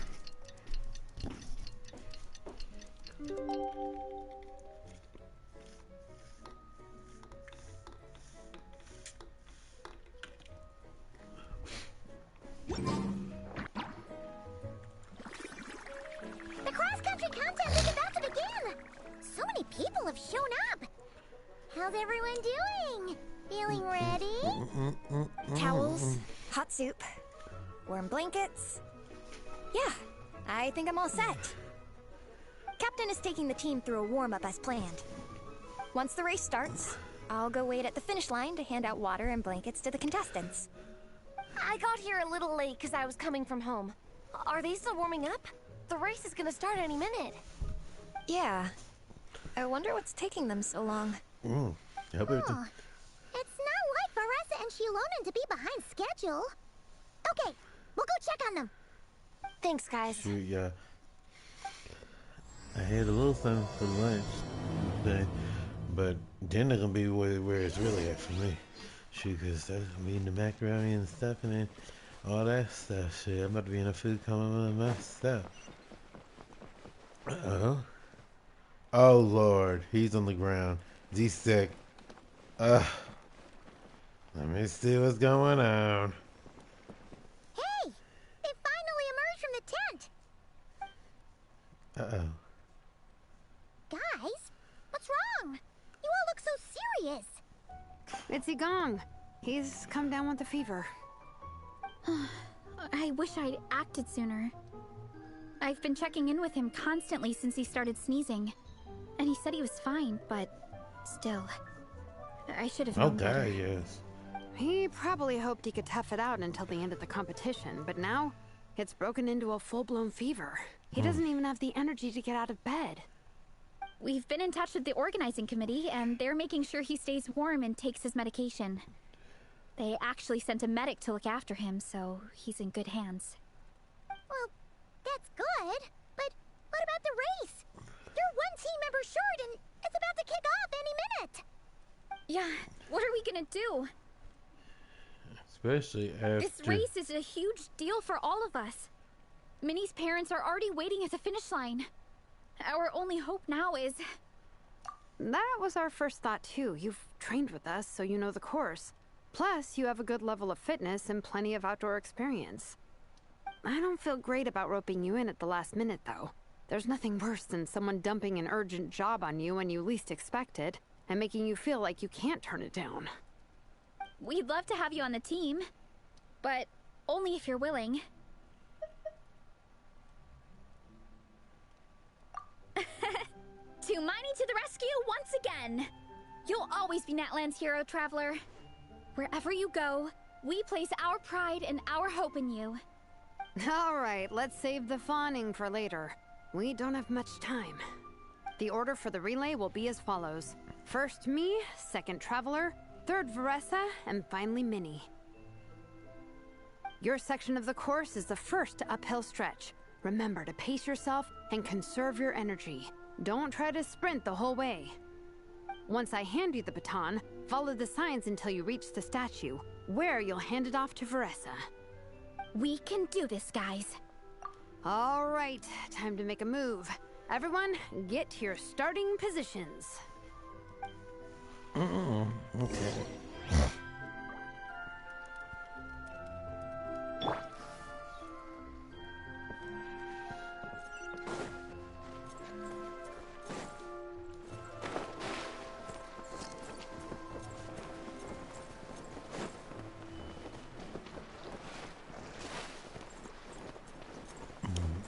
Yeah, when I get off of here, shoot, I probably am gonna get back over first. I'm probably gonna take care of whatever else I need to take care of, and then hit that first descending grind a little bit. Cause there's some characters that, wait, is that my girl?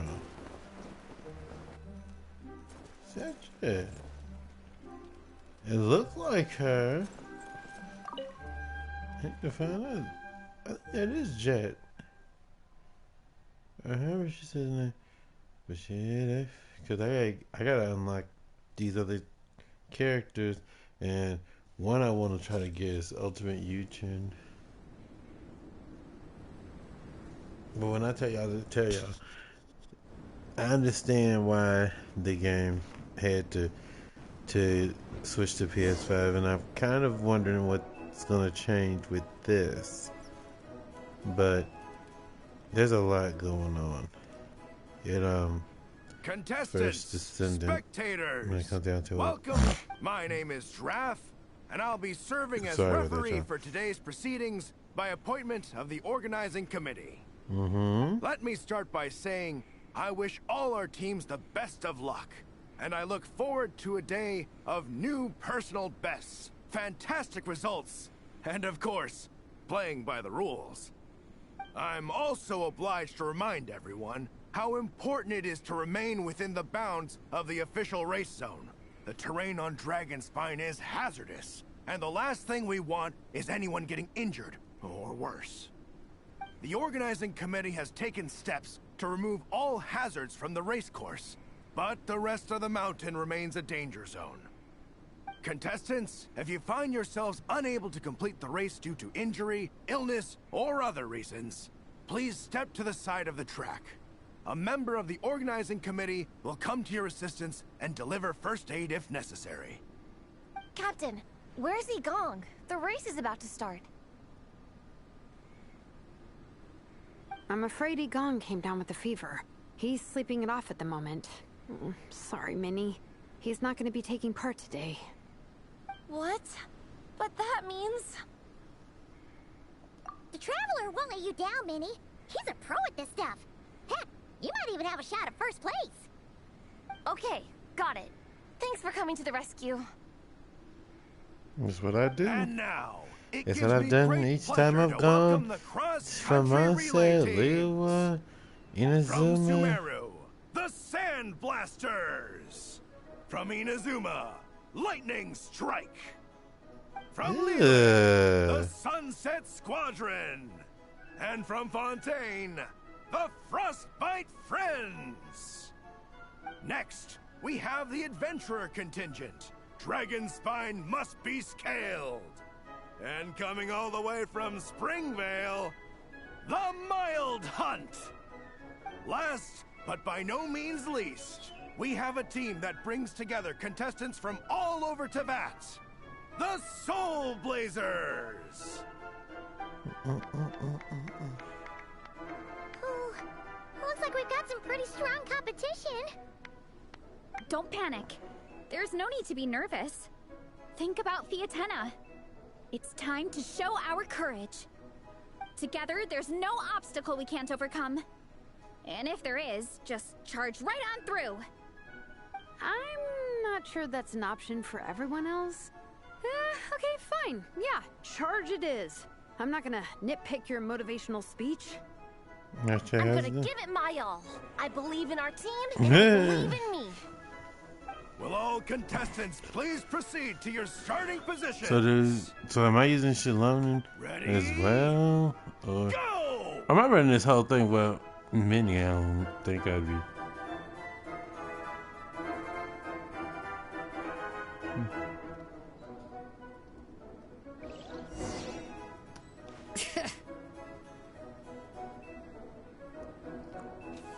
You can do it!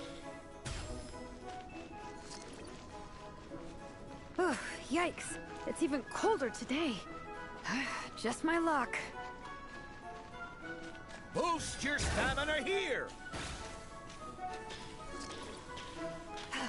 Traveler's up ahead. Time to pass on the baton. Whew. Great. I'll take it. Alright. Sorry.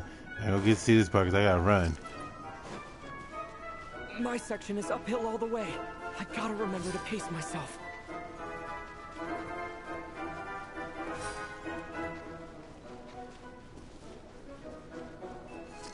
You're killing it! Oh, thank you. Keep going! Yeah. We could have just stepped over that, you know.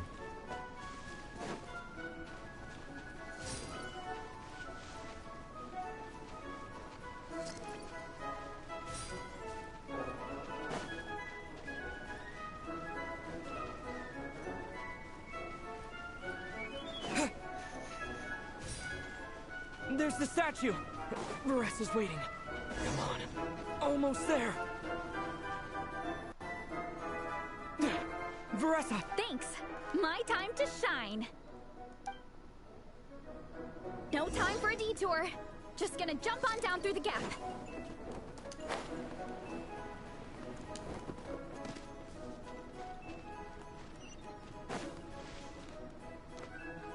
Time to roll. Crap. How did you do this, girl?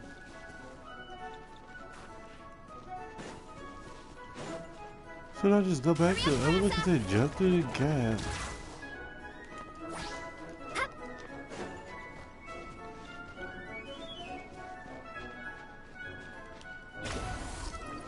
Time to roll. It's the downhill stretch. Full speed ahead. Minnie's waiting for me. Yeah! Speed Demon!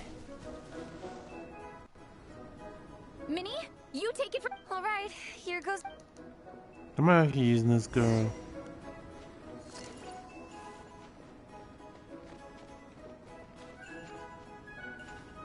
Go, girl. Come on now. Girl, I'm like normal running and I'm like leaving you behind. Come on, girl. Pick it up. Pick those legs up.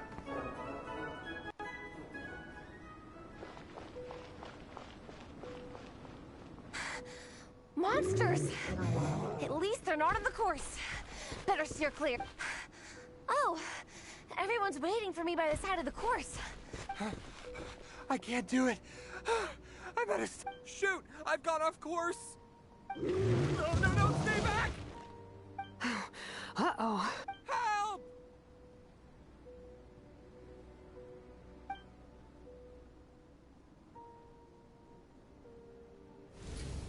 It's fine. I'll keep going.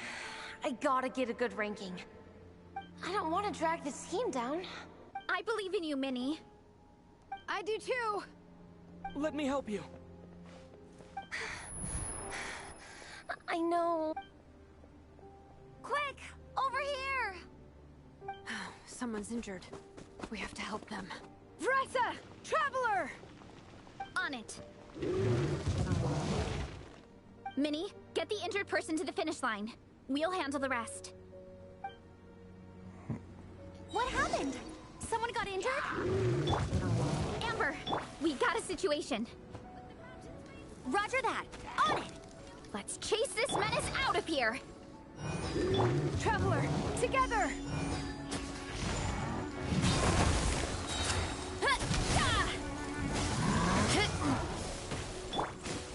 Hey, go, Baron Bunny!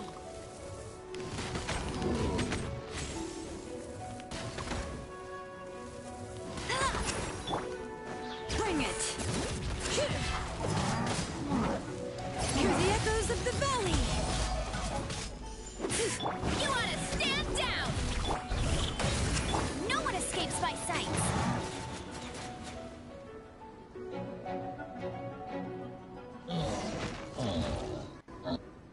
Good if I been other head up and never used my actual team.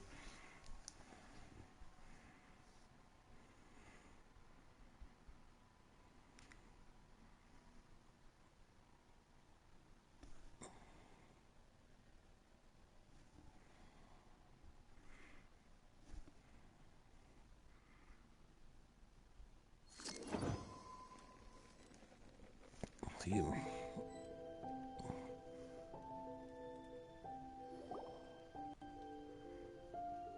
Don't blame yourself, Minnie. It's not your fault. You did great, Minnie. Ollie Gong, don't force yourself to speak if you're not up to it. Honestly, I'm amazed you even made it here to watch. Traveler?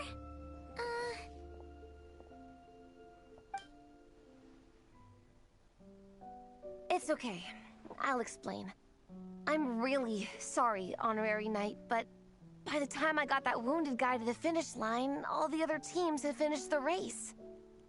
The staff have taken him to get checked out, so I think he'll be okay. But we didn't get the results we wanted. I'm sorry. You guys were leading the whole way, and I went and let the team down. Oh, Minnie. When I first saw that guy in trouble, I hesitated for a moment. Everyone's worked so hard to get here. If I hadn't gone back to help him, we would have actually gotten a decent ranking. Amber and the emergency staff were nearby, and you guys weren't far away either. It's not like you would have been in life-threatening danger if I'd carried on. But I just couldn't tear myself away. It's okay, Minnie. We understand. How could any of us turn a blind eye to a person in need? Wherever the Soul Blazer treads, help is always at hand. Wait, where's that line from? My brain just came up with it on the spot. Thanks, Captain. Minnie! Thank goodness you're okay. I was so worried. Minnie! You could have put your life at risk. Please, don't ever scare us like that again. I'm sorry.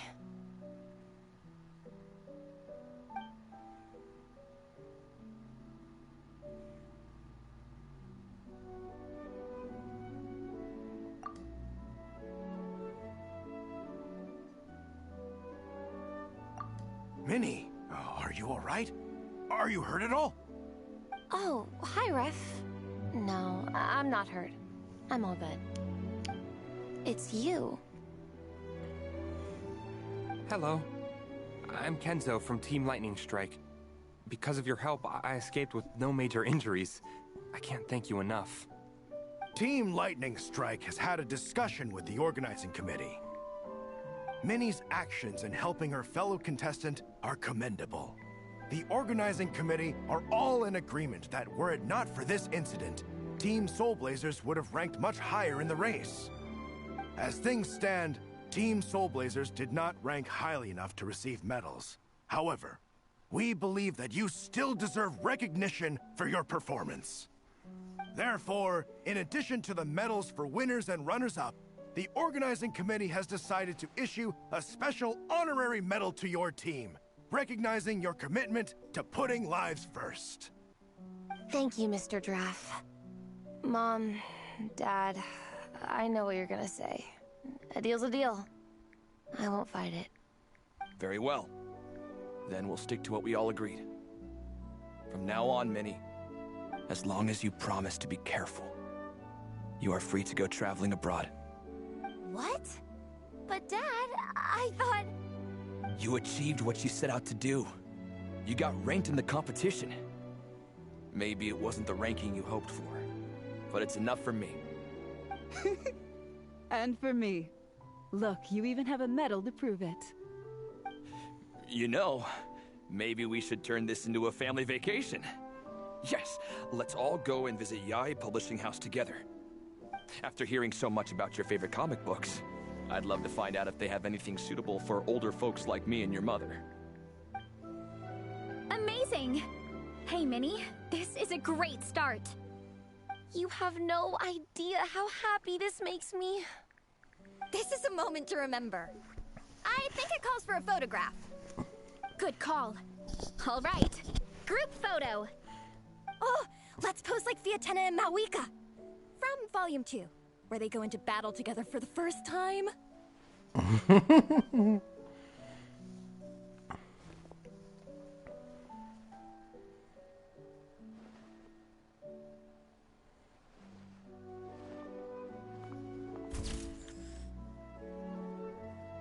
Alright. I'm gonna get that picture. I gotta get that picture. That's a nice picture right there.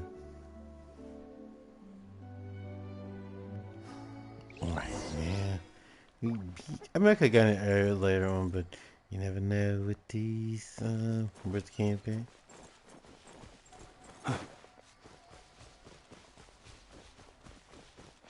You sick and he trying to pose. She better be heavy. He better be social distancing. You trying to get sick?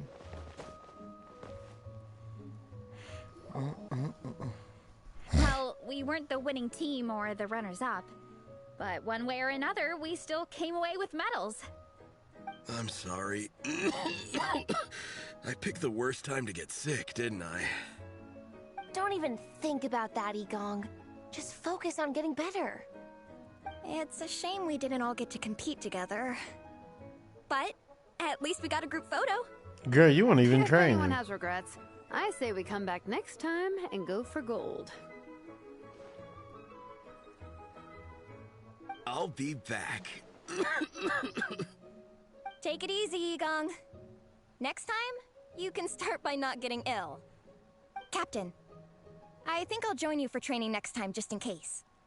That way, I can fill in if someone has to drop out at the last minute. It's decided then.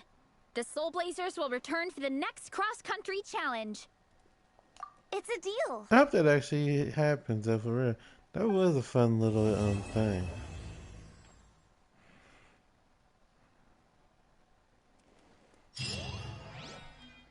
Okay, now that, because then we'll start up this quest.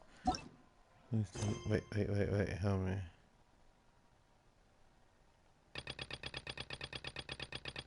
Is that it? I don't know, man. Okay.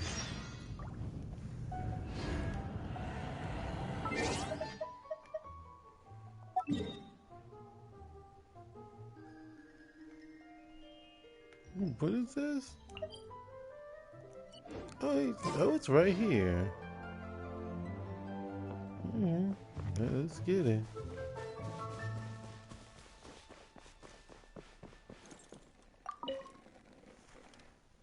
Dragonspine can be a cold and miserable place.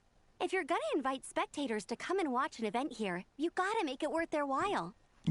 Hopefully, these stalls will keep people entertained and make the atmosphere in the camp more relaxed. I'm also taking the chance to hand out some little trinkets for the teams to decorate their tents with. Here you go. These are for the Soul Blazers. Best of luck in the competition, and don't forget to have fun.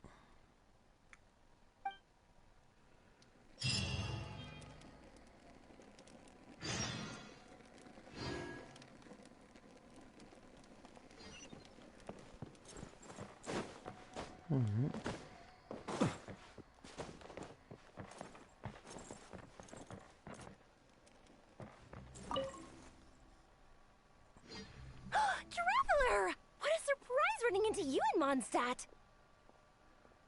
I've never been anywhere with a climate like this before. It's so cold, but wow, what an experience! I've had my first snowball fight, built my first snowman. Oh, and the comics are a nice surprise. The Soul Blazer saga is super popular in Inazuma, but I totally wasn't expecting to find so many people that read it.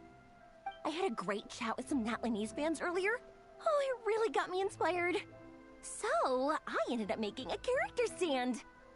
Oh, sorry, let me backtrack a little. Have you ever heard of the Soul Blazer saga? Oh, no way! Your friends are into it too? What a funny coincidence. In that case, let me give you this character stand of Fiatena. Oh, she'll be right at home in the Legion of Soul Blazers.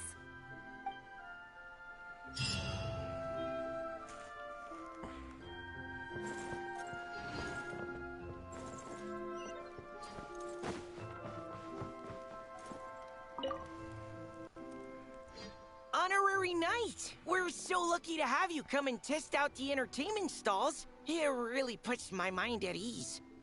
This is actually my first time taking part in a development project, so I'm a little nervous. It's kind of frying my brain. All I had to do was put a casing on an existing device. Oh, but there were so many design considerations, so many parameters to adjust. I don't envy Captain Albedo, having to create purpose-built devices from scratch. Oh, it must be such a difficult task. Wow, thank you.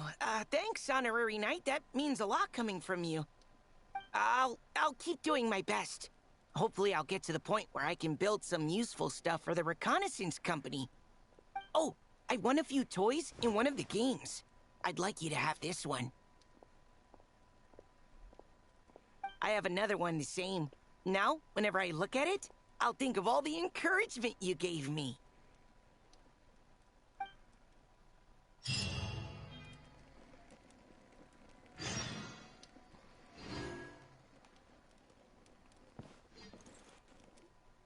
Miko gave us a pretty generous stash of comics.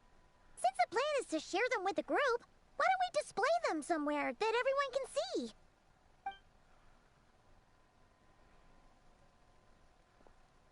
Let's put them near the book stand at the Legion of Soul Blazers camp. That way, it'll be easy for people to browse.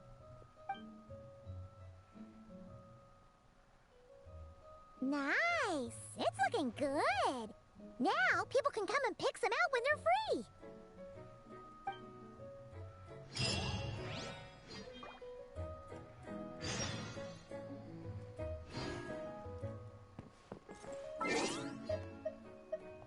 Alright.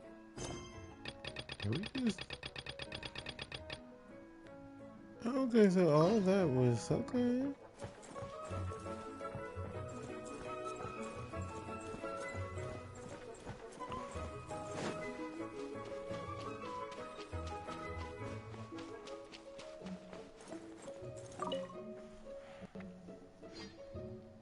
I felt like those missions seemed familiar. Mr. Honorary Knight, you're here too! Yep, that's about Amber it. told me that there's gonna be a race here and loads loads of other cool activities. Good race is already over. I'm having the best time. The nice people running the stalls gave me loads and loads of gifts to take home with me. Here, have this snowman. I won it from one of the games. If you ever have some free time, we should go play it together. Oh, the hide and seek thing. Yeah.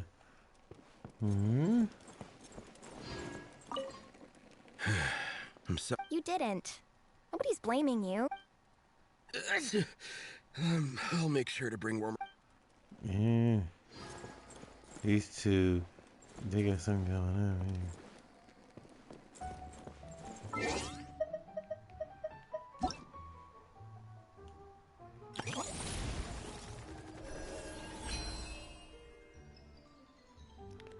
I gotta get back to doing this mission too.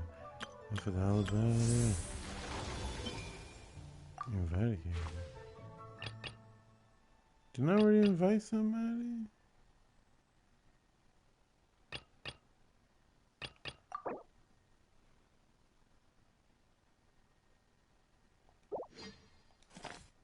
Yeah.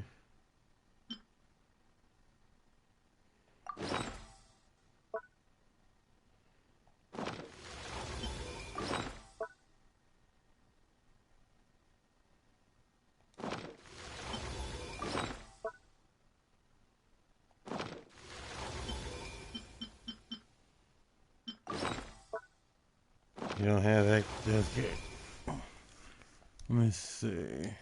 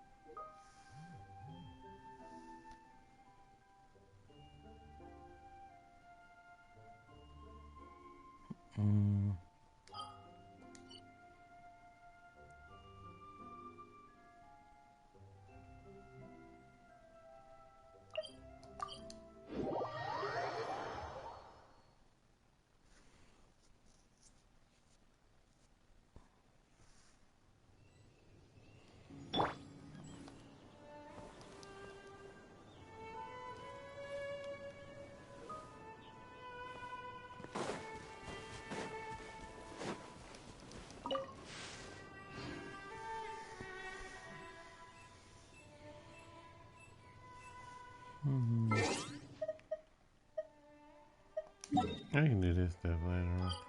Let me see something. What is this?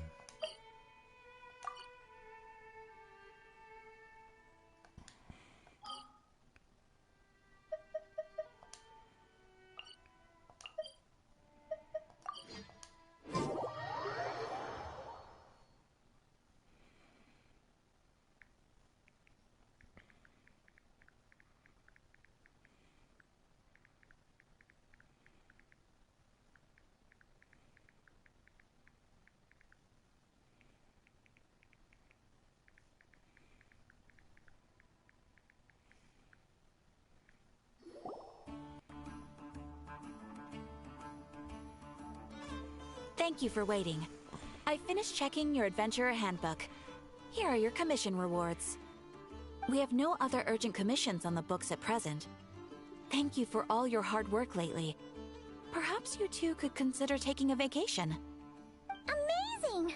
Paimon never thought we'd end up having downtime and not cry. Things were pretty hectic when we first got here. Everywhere you looked, it was either the wild hunt causing chaos or the Booooo stirring up trouble. It felt like this whole region was one giant slime in a barrel, ready to go boom at any moment.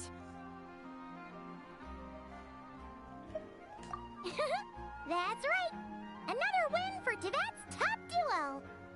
Ah, yes. Are you two aware that the Moon Prayer Night is soon to take place? Oh, yeah! Llama told us that was coming up soon. Wait, why do you mention it, though? Do people in Nasha Town celebrate it, too? Paimon thought it was just for Moon Goddess worshippers. You're partially right.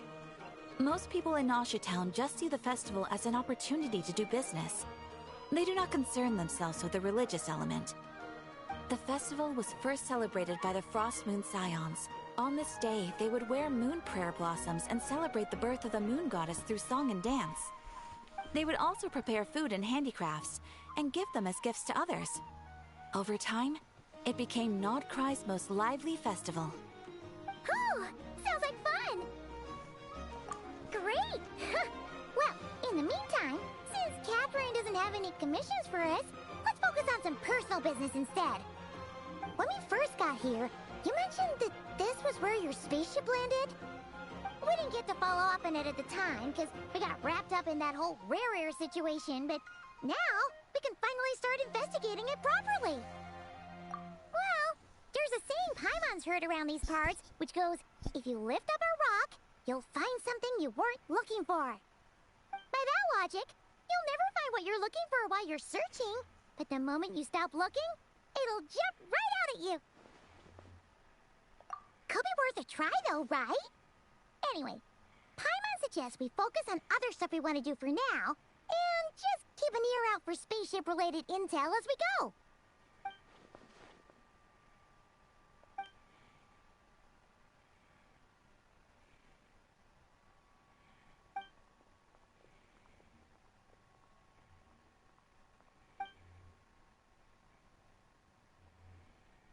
What's wrong? She looks super serious all of a sudden. Huh? Paimon gets why you'd be concerned about Columbina, but what does the doctor have to do with anything? Oh, that's true. And now that you mention it, we're definitely overdue for a showdown with the Fatui. It is weird that he hasn't shown himself this whole time. What could he be up to? True. Paimon would much rather deal with Marionette anyway. She says the meanest things, but when it comes down to it, she doesn't seem like a bad person. Maybe it's the pressure of being a Fatus? Especially as a Harbinger. Does she feel like she's gotta act tough to keep up appearances or something? But then, every time we headed out with Rarier, she always wound up having to repair Polonia and her other robots. That's gotta sting. Losing face always hurts more for people who care a lot about their image. She's probably still furious about it. What? Relax! She's not even here! Huh? What's the matter? Oh, nothing, nothing! Sorry, we'll be on our way now. Where are we again? Oh yeah, Columbina? Right, yeah, let's go see Columbina.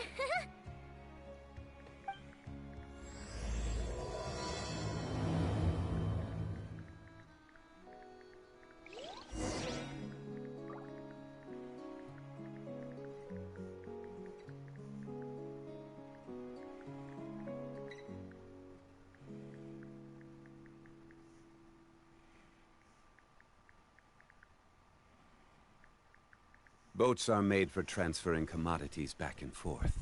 And those that come across Lior tend to stay a while. So it is where many things come to settle.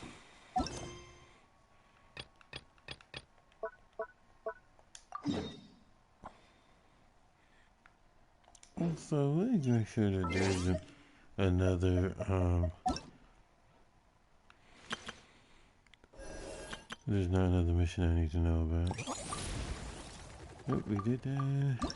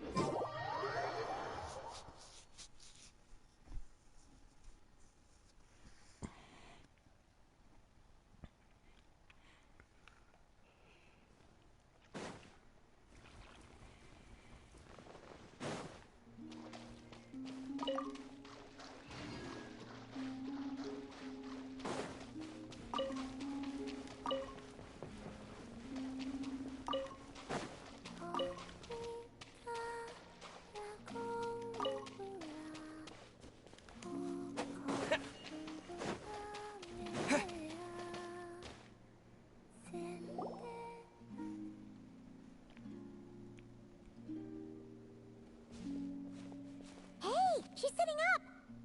Is me sitting here a rare sight?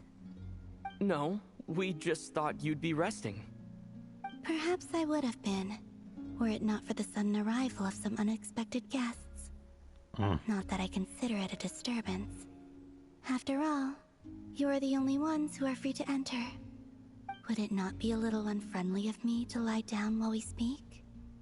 I didn't realize you put so much thought into little things like that.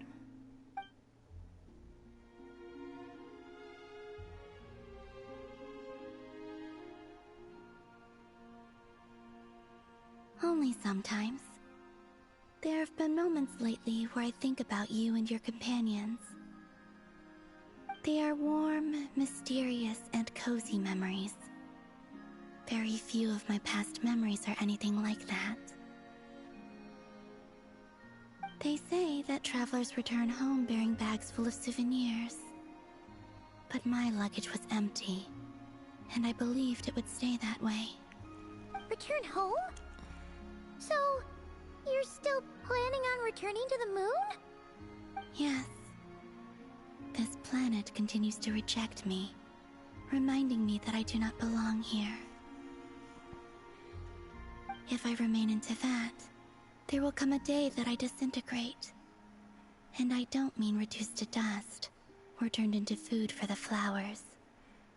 I mean, I will cease to exist entirely.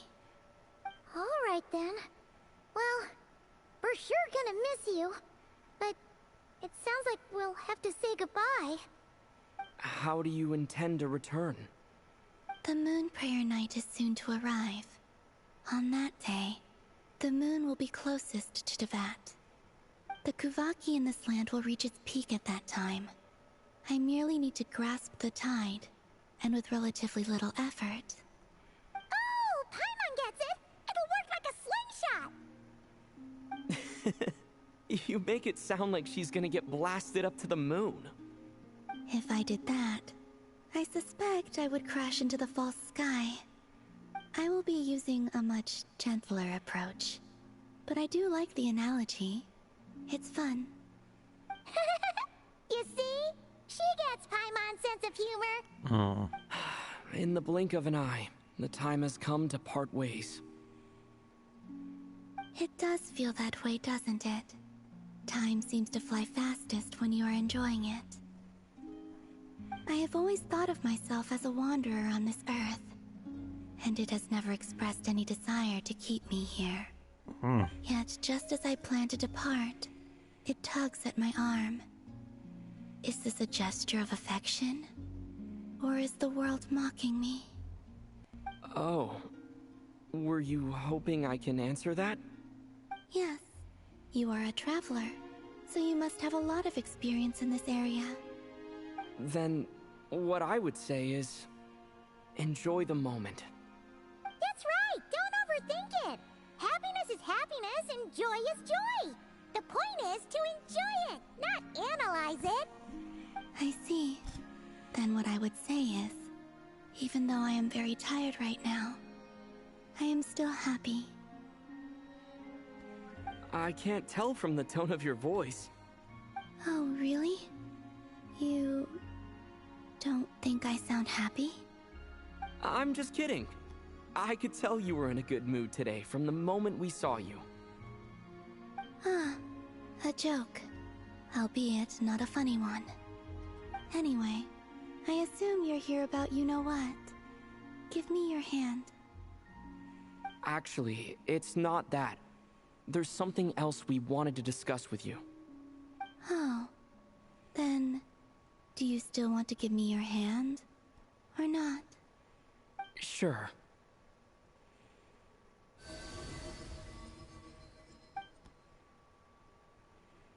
Thank you. So, I've heard that in the moon prayer nights of the past, people here would hold celebrations in the moon goddess's honor. Since you helped so much in our fight against the Rehir of Solnari, I think you deserve a farewell party before you return home. I haven't asked everyone else for their opinions on this yet, but I'd like to invite you to join the upcoming moon prayer night. I've never joined a moon prayer night before. I'm not sure what I would even do. Oh, don't worry about that. We take care of everything. All you need to do is show up. Of course, there's no need to force it if you're not feeling strong enough. It's just, this kind of felt like a golden opportunity. But they call me Kutar, and the Fatui have an arrest warrant out for me. I shouldn't appear in public right now.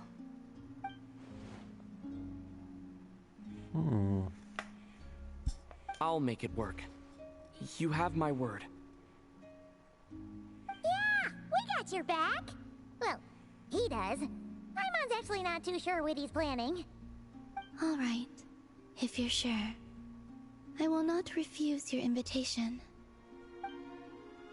I suppose it wouldn't hurt to pack a few more sights from this world into my suitcase before finally learning what my homeland looks like. Oh, if you see Lauma, please tell her that my answer to the question she asked me is neither yes nor no. Rather, it is. There is no need. That was kind of cryptic, but sure. Guess it's between the two of you. We'll pass along the message. Bye for now.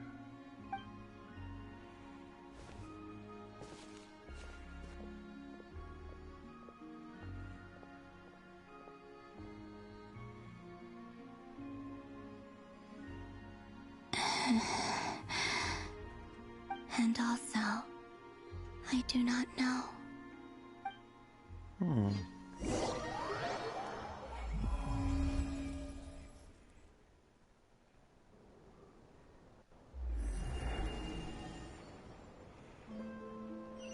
Since she's agreed to join the festival, let's go see who else wants to take part. Lauma's gotta be the person most familiar with the Moon Prayer Night. We should start with her. Also, what exactly is your plan to keep her safe? Not sure yet. I'll figure something out. Oh no. What? Are you serious? And Paimon even gave you her vote of confidence back there. When did you become so sneaky?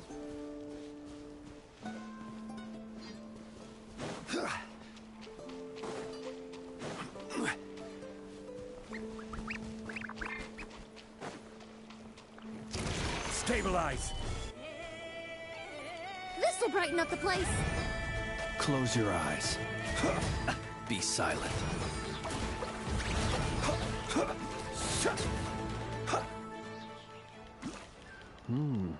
Not to be sniffed at.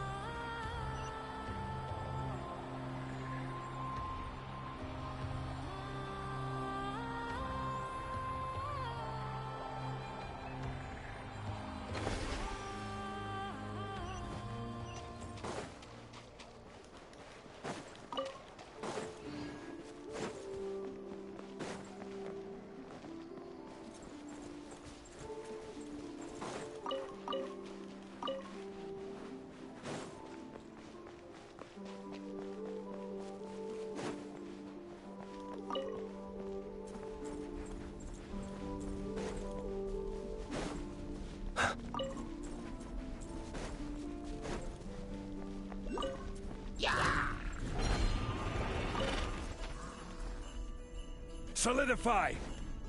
Shower me with praise! Reconstitute! Observe. Close your eyes.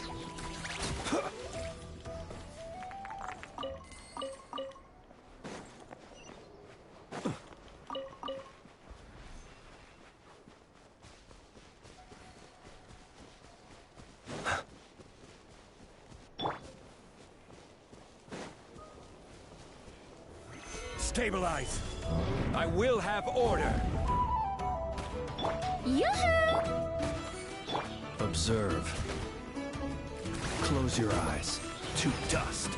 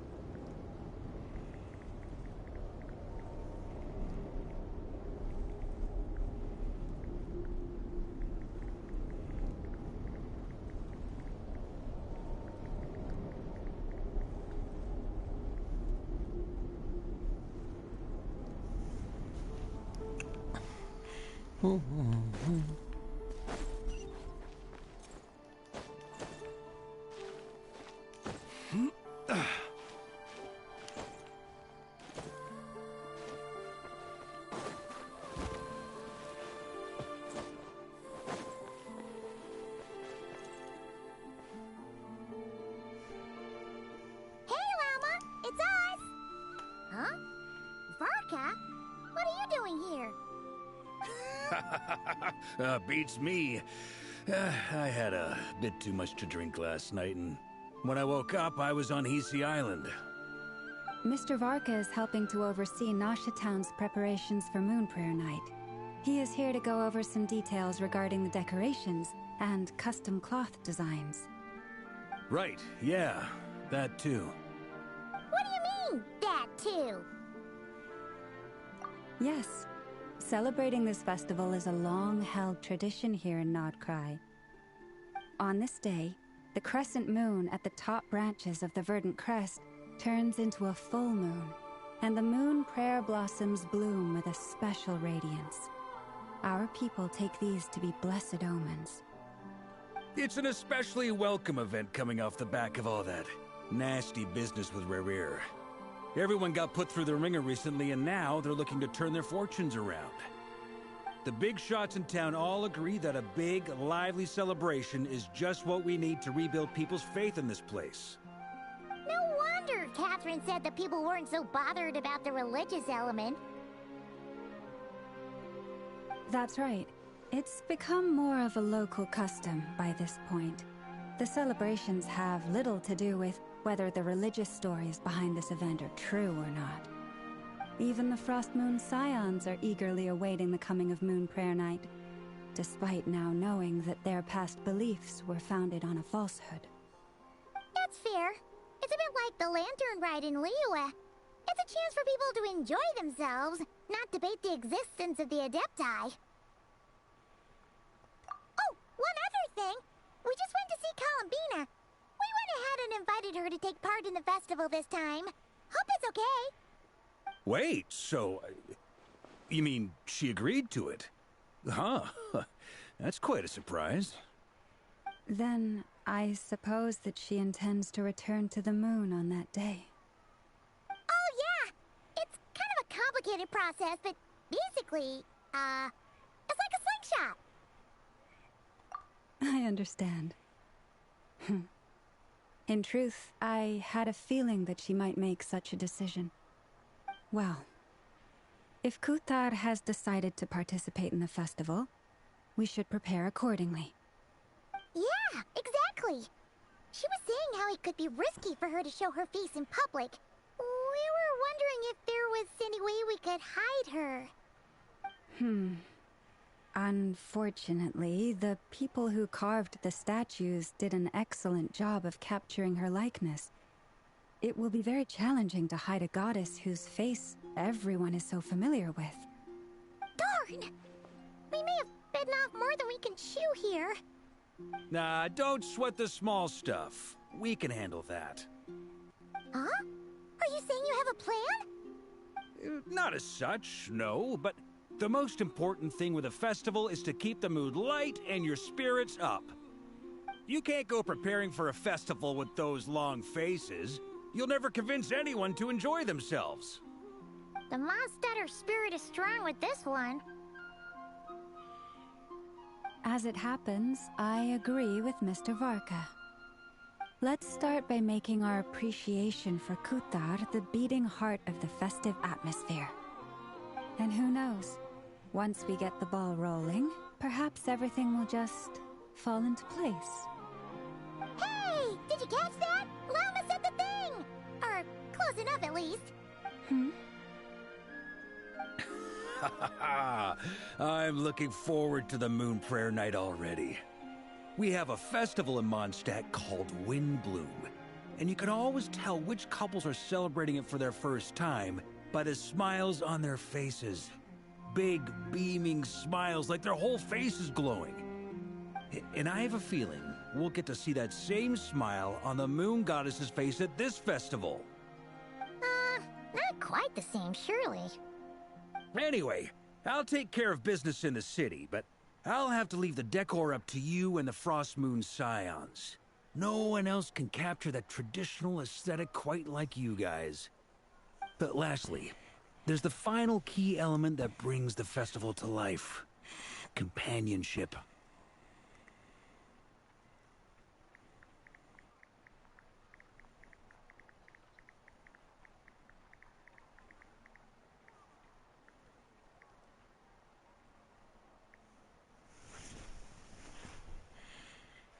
Before you leave, let me show you something that we've been preparing. Mr. Varka had asked to see it already, so you may as well tag along. Also, I have some further questions about Kutar's decision.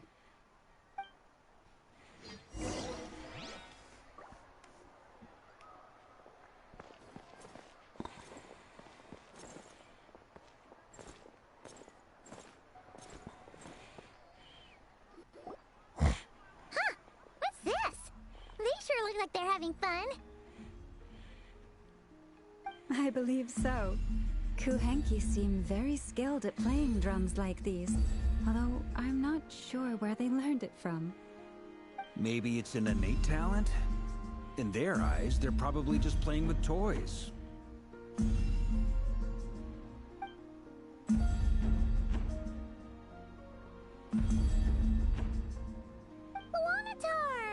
You want to play too?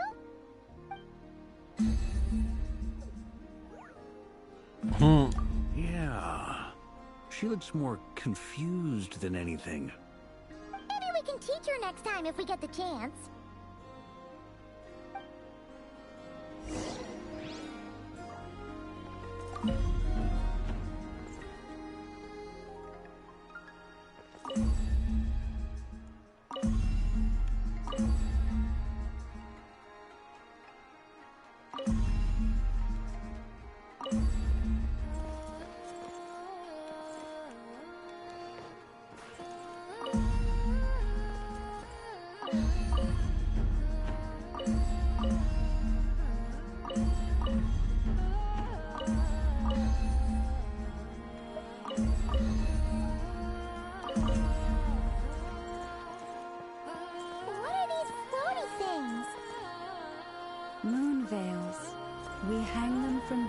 In the city during the festival.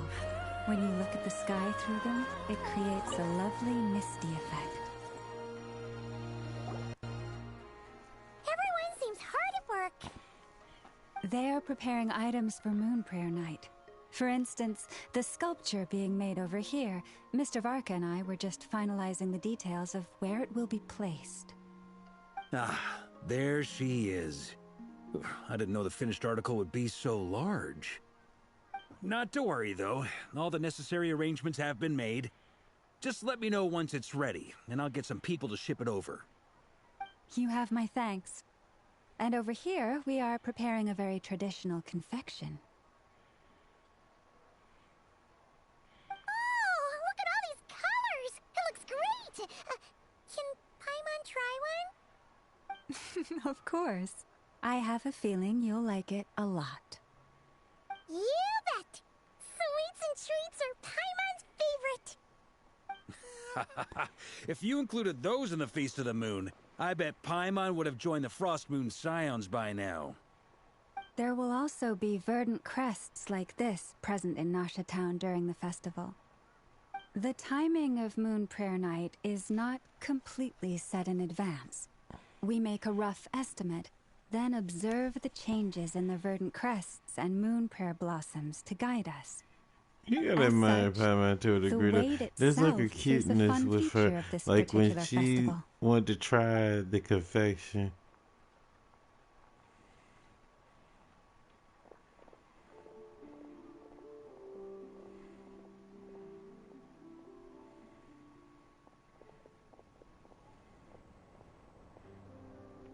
Let's talk here.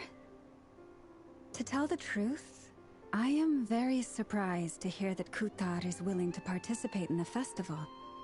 I once asked her if she'd be willing to stay with the Frost Moon Scions. I could introduce her to everyone, and we could be a family to one another. She did not answer, but she has not appeared here since.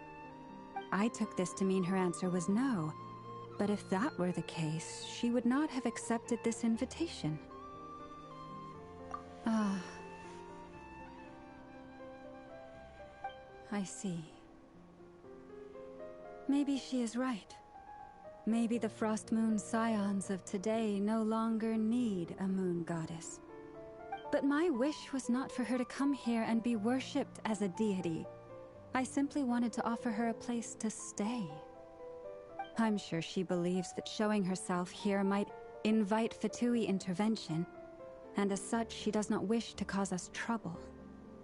But what really pains me about all this is that this is her birthplace.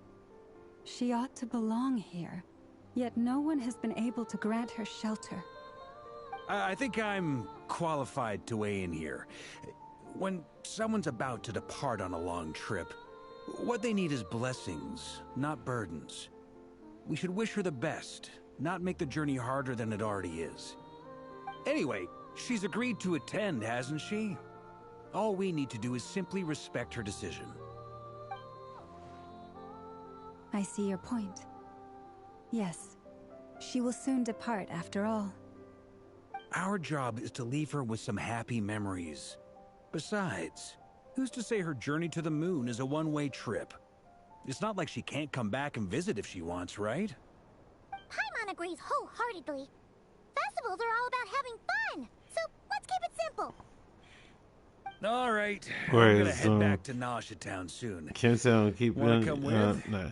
It should say on the Parkers. I'm talking about Kim. Sure thing, let's go. We're not done with the Parkers. When Kim had put KIS squared, it's like, and all of them were trying to figure out what it meant, and she was like, keep it simple, stupid. It was crazy.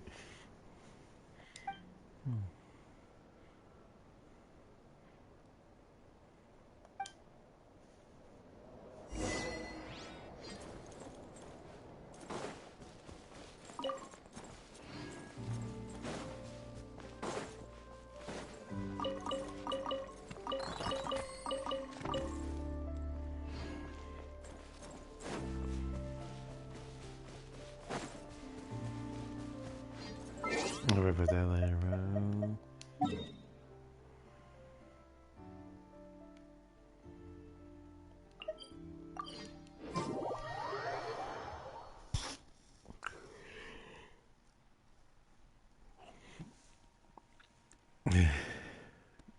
Because what they say, we connect inertia, something, and it was something like, no, keep it simple, stupid. I was like, Lord.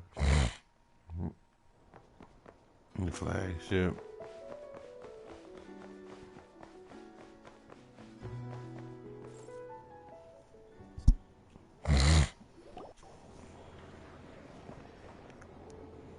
Flynn's. Huh? Hey, over there! It's Durin and Albedo with Flynn's. What could they be chatting about? Your guess is as good as mine. Ah, Grand Master, and the Traveler and Paimon. Hello there. It's been a while. Perfect. We have some new volunteers for our investigation. Wait, let me guess. The righteous Lightkeepers are finally ready to hunt down the Abyssal Dragon? Yes, that too. Yeah, right. Oh, wait. Why does everyone keep saying that too? Well, to be precise, the facts match, but not the causality. Wait, so I guessed right? Half right. Don't act so impressed with yourself. Maybe I can explain. We ran into Mr. Flint's north of Nasha Town.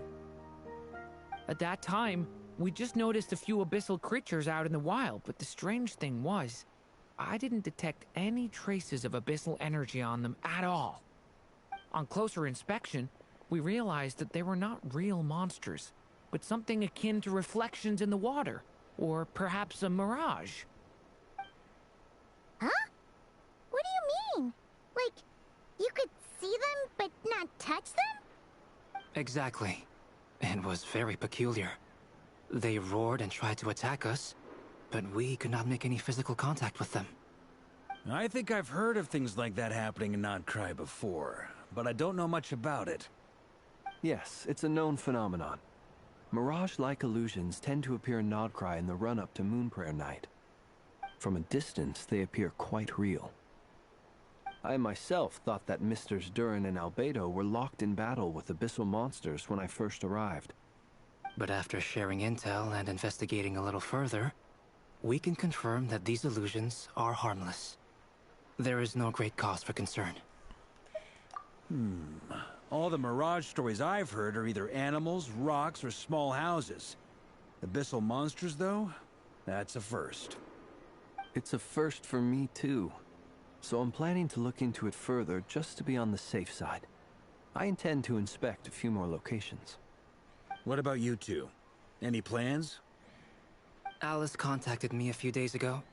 She'd like me and Durin to assist her with an experiment. But we lost contact shortly after receiving the message. I'm sure that comes as no surprise to anyone familiar with her.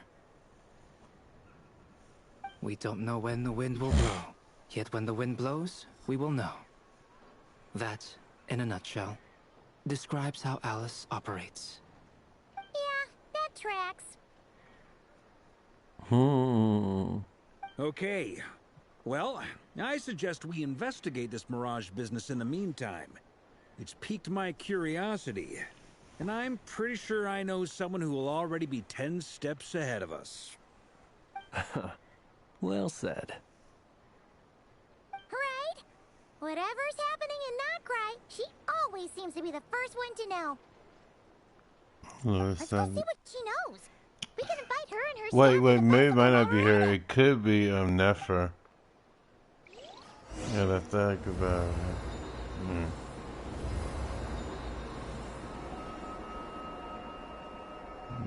Okay.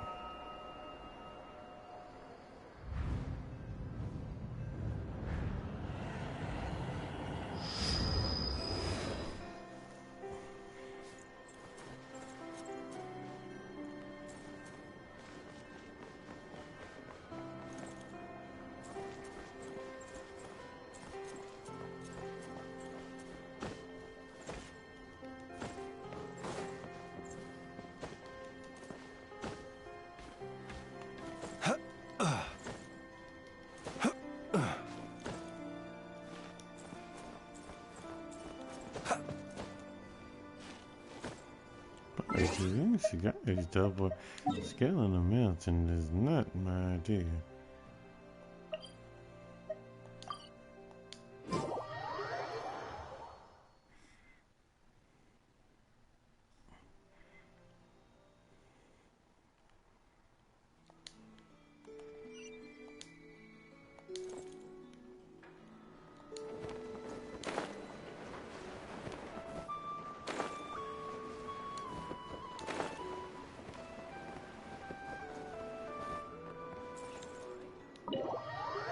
I was saying it was gonna be less Saga Bay, but then I said, no, it couldn't be her right off the bat anyway.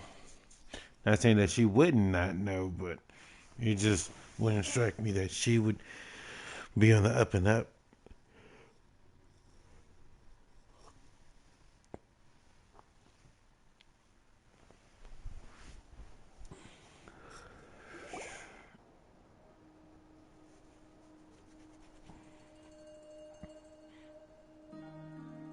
You're right, I have noticed.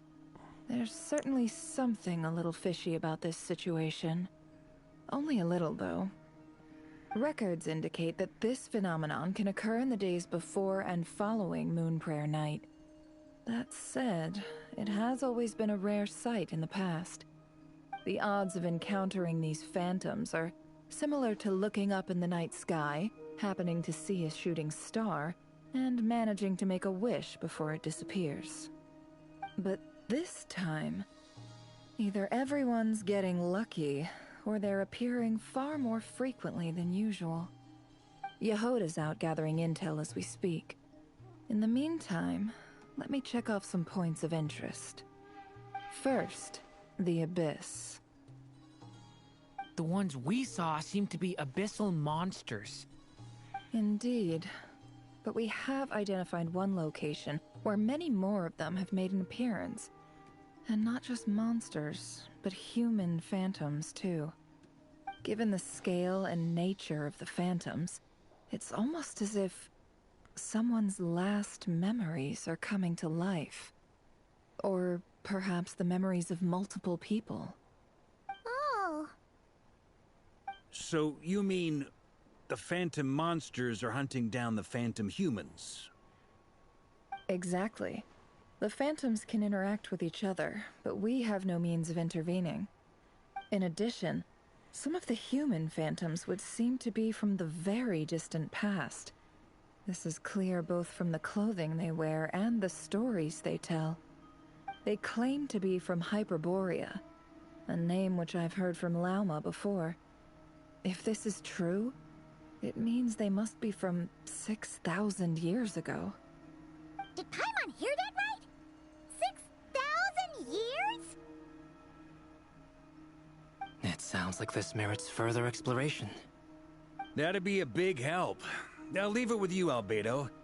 My knowledge of ancient history is non-existent. I used to doze off every time the pre-Knights Favonius era came up in class. It's quite a miracle that you were able to understand these phantoms' speech, given how long ago they lived. I suppose you're right. But I'll leave the archaeologists to ruminate over that conundrum. As an intelligence broker, my sole interest is in the value of the information I gather. Which, in this case, hopefully means earning myself some good favor with our dear Lady Moonchanter. So calculating. Whew, this intel broker logic always catches Paimon by surprise. Sounds to me like we could split the work up. I think the abyssal phenomenon is best left to Albedo, Flint's, and me. Agreed. It coincides with my duty as a lightkeeper. For my part, I'd like to understand the Abyss better. Even a little knowledge would go a long way. This is certainly a rare opportunity to study the Abyss. But even rarer, perhaps, is the chance to make contact with the Ancients. The Curatorium will take the lead on investigating the Hyperboreans. We put in the work to learn what we know so far. It seems only fair that we get some quantity of exclusive intel. That just leaves our trusty team of 2 unassigned. Since you became an honorary knight, of course. This was part of my grand plan all along. Oh yeah! By the way, we managed to convince Columbina to come to the Moon Prayer Night celebrations. Would you and Yehoda like to join too? She agreed to that? Huh. Quite an achievement. Never underestimate the traveler, I guess. I'd be happy to join. No point shutting myself inside when the streets are all decked out. I doubt any clients will be visiting during the festival in any case. And Yehoda loves a party, so I'm sure she'll jump at the opportunity. No. No. No. No. No. No. No. No. No. No. Way to contradict me in front of... Wait. No, that's not what I have bad news, boss. So many people. All right, everyone inside, quick. That was just ran. This is gonna sound crazy, but hear me out. I saw one of those phantoms at Star Sand Shoal, and it was some sort of flying ship. Like a spaceship? That's gotta be the one you came to Tibet in. You said you saw the same thing through the moon marrow, right? Huh? You already know about it? Ugh, I thought I was gonna blow people's minds. Turns out I'm the last... wait. Back up. You came here in a spaceship? Now my mind is blown! What's it like on the inside? Was it like... Yep, exactly. Huge discovery. You're the best. Second best intel broker in the world. After your boss, of course. Wow. Really? Well, I don't know if I'm all that, but... I guess that decides where we're heading next. Come on, don't look at me like that. I know the spaceship doesn't have anything to do with me, but you don't want to leave me as the only one twiddling my thumbs, do you? Please? Fair enough. You can tag along. In that case, let's meet back here to discuss our findings once we're done. I wish everyone a productive investigation. You too.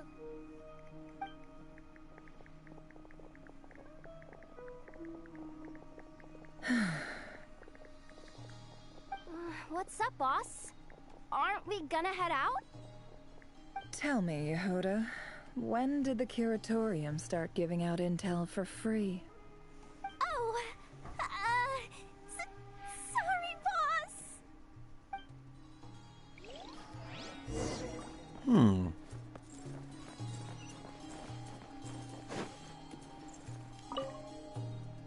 We can't unshare information any more than water spilled on sand can be put back in the bucket. I'll just have to balance the books some other way. Please, boss. There's gotta be another way. Who knows? Depending on what they find, maybe this will work in our favor. Please don't find me. Please.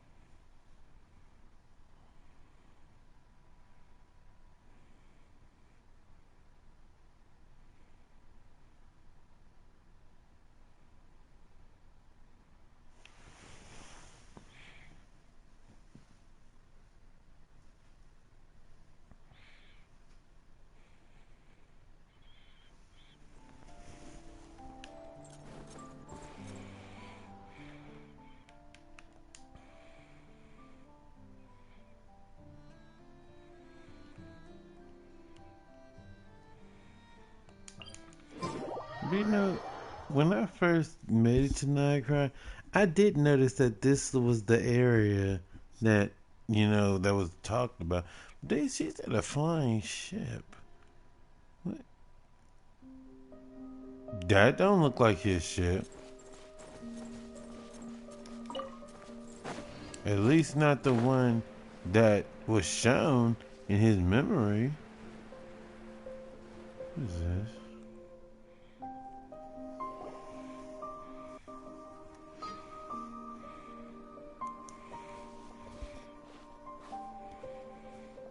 Well, what do you know? Yehoda was right on the money.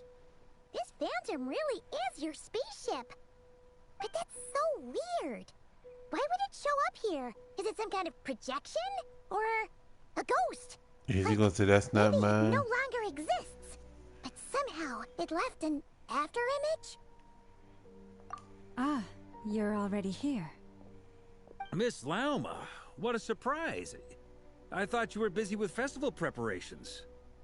I was, until one of our people informed me that a strange sight had appeared at Starsand Shoal. No one's ever seen something quite like this before. I thought I should see it for myself. Same here. Oh, so we heard that these things appear around the festival period. Any idea why that is? Unfortunately not. We have very limited information about them, since they can't be interacted with. And no human phantoms have ever made an appearance before now. The most we've been able to deduce is that these sightings appear to be connected to the increase in Kuvaki energy around this time. Yeah, seems like that's all we can do. This is all so confusing. Allow me to lend you a hand.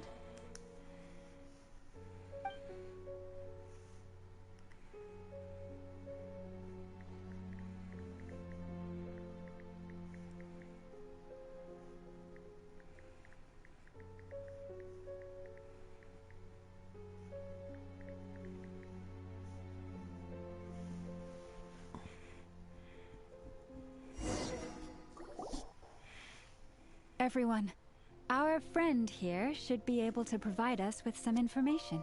Okay. Is that a phantom Rhyme-horn deer? I've heard about how the Frost Moon Scions live in harmony with the animals and can even communicate with them. That's coming in handy now, for sure. Okay. Yes, I understand. Then how about this?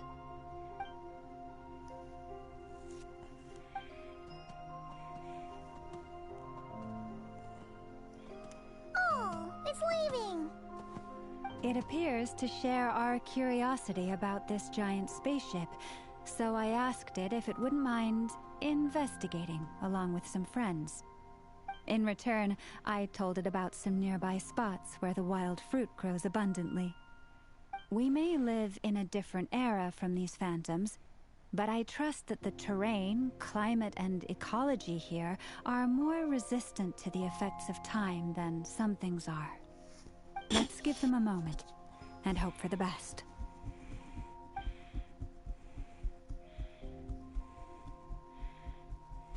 All back together? Must have been a lot of fruit. Indeed.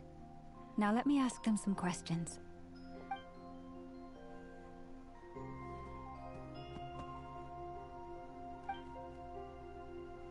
It did find a lot of wild fruit, enough for them to feast for a long while. This puffin circled in the air several times, but didn't spot anything out of the ordinary. Certainly nothing to do with the spaceship. So is his ship, is that really his ship? And if so, how did it get so big from what they showed? Indeed. Or was it I was also buried? thinking that the world these phantoms see is also different from ours. Oh, I get what you mean. The wild fruit exist in both times and spaces, but there might also be things that only exist in that space-time, which we can't see. Good point. Great thinking, Llama. Blunthorn rhinos can use Kuvaki to shift great rocks, but this one says it couldn't get that ship to budge by even an inch. The sniffer mole tried too, but despite being a skilled digger, it could not get through. They say that the spaceship looks robust and undamaged. It seems completely impervious to any and all attacks. Whatever lies within is well defended from harm. So, just like us humans, there was nothing they could do about this spaceship either. Yes, still, they deserve our thanks. We are grateful for all your efforts, dear friends. Now go, and enjoy your feast. So I've this noticed we're some other literally human looking at like a phantoms gathered ghost nearby. ship, basically. Come on, let's go talk to them. Well, they talk to us though. Can they see us?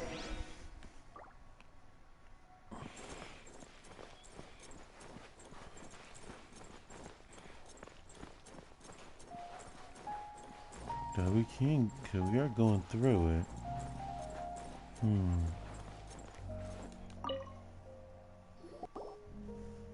What is this thing? I've never seen it move, and there's no way to get inside. Goodness knows. My grandpa says it's been sitting here at least since his grandpa was still alive. What about his grandpa? Did he say anything to your grandpa's grandpa about it? Huh? I don't know. In all likelihood, it was here back then too. Hard to imagine something this huge could move. Guess that means that as far as they're concerned, this ship's been around a long time.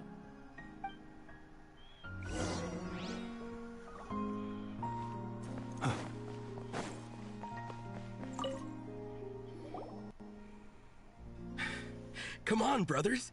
If we can get even a small chunk off of this thing, it's gotta be worth a fortune. Today is the day we strike it rich. Huh? You mean Paimon? Yes, brother, I shall join you. Let's make our fortune. We should go with them. What the? This thing is crazy tough. I can't even scratch it. What's it made of? Sorry, brother. Looks like we'll have to seek our fortunes elsewhere.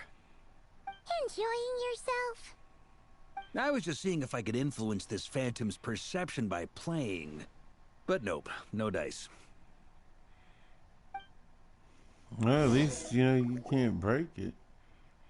I'm sure we're all starting to build up an idea of what's going on here now that we've spoken to some of the people. These phantoms are reenacting real historical events in Nodcry. It's almost like we're in some kind of interactive stage play. We can talk to the actors, but the plot is fixed, and we can't influence it. It makes sense. History is set in stone. The objective facts of the past cannot be changed. Yeah, but... I totally thought you were just goofing around earlier. But actually, you were doing some serious investigating. Of course I was. Anyway, at this point, I think we're forced to conclude that although the Phantom spaceship is right there in front of us, we aren't going to learn much about it from these people.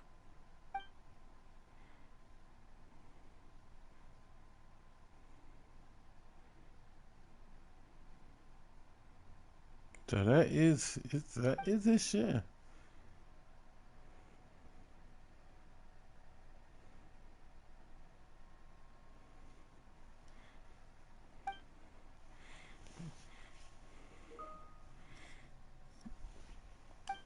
Don't be discouraged.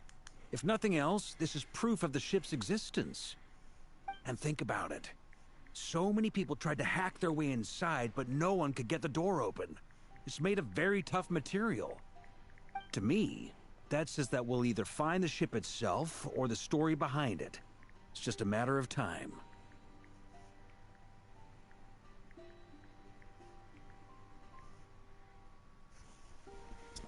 Huh. Every now and then, when Varka gets serious, he actually does seem like Grandmaster material for once.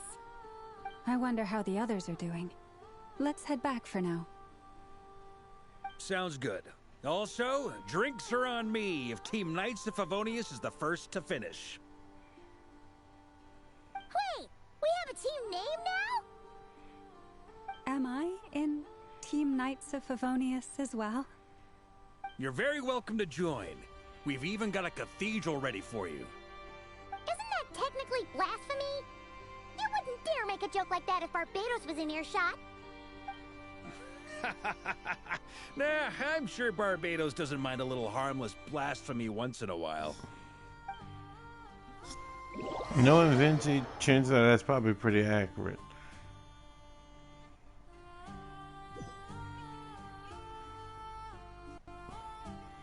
Let me see what happens now.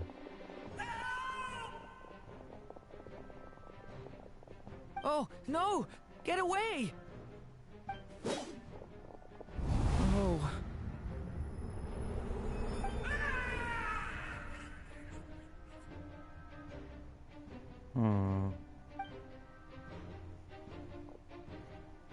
it's hard to stomach, Mr. Duran. But as I'm sure you've noticed, there is nothing we can do to intervene in that which unfolds before us. But we have to at least try. And try you have. But are you aware of how many unsuccessful attempts you've made now? I wasn't keeping count.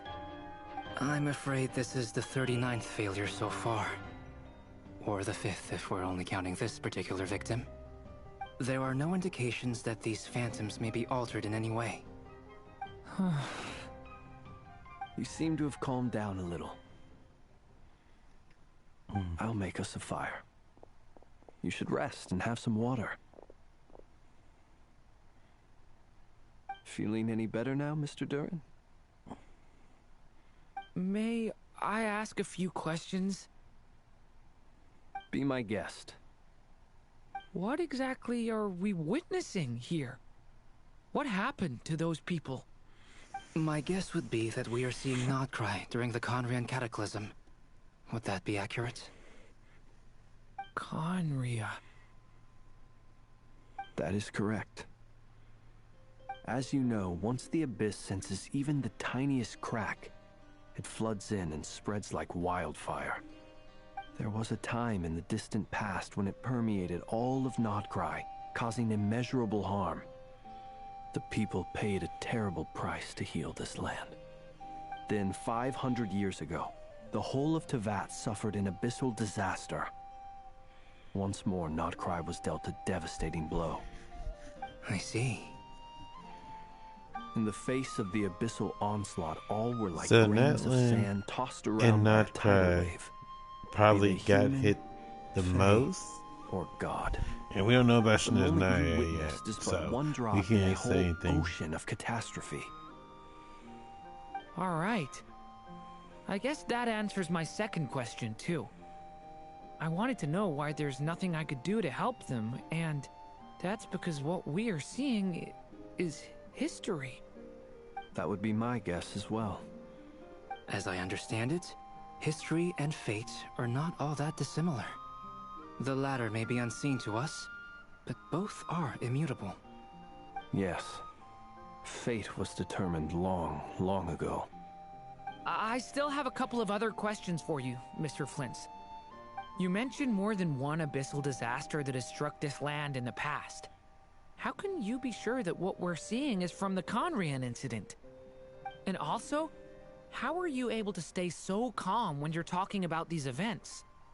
From everything I know about you, you're not cold or ruthless, and you're not indifferent to the suffering of others.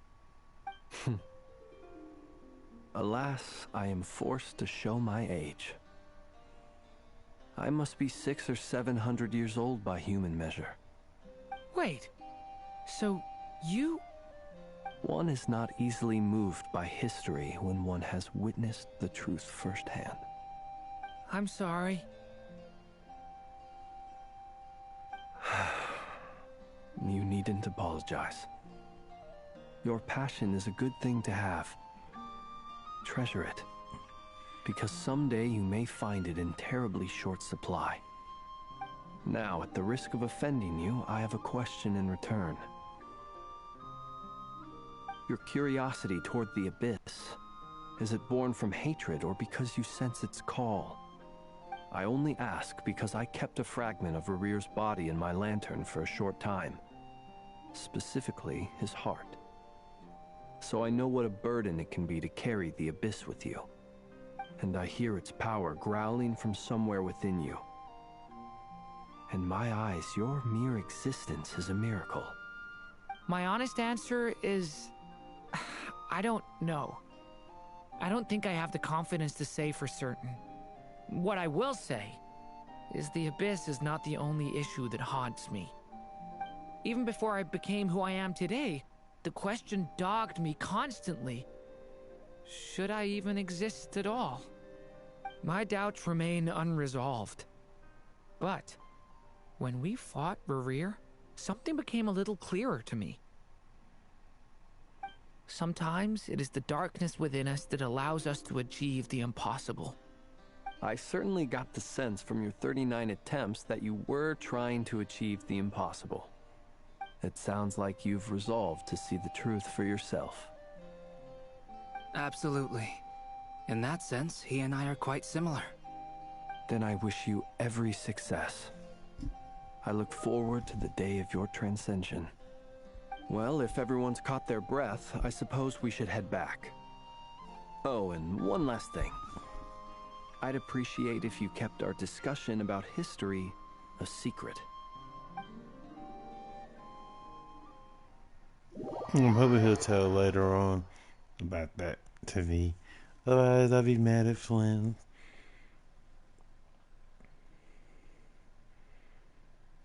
I'm trying to get it where everybody's kind of coming together, or that we're back in Nasha Town. Then, at that point,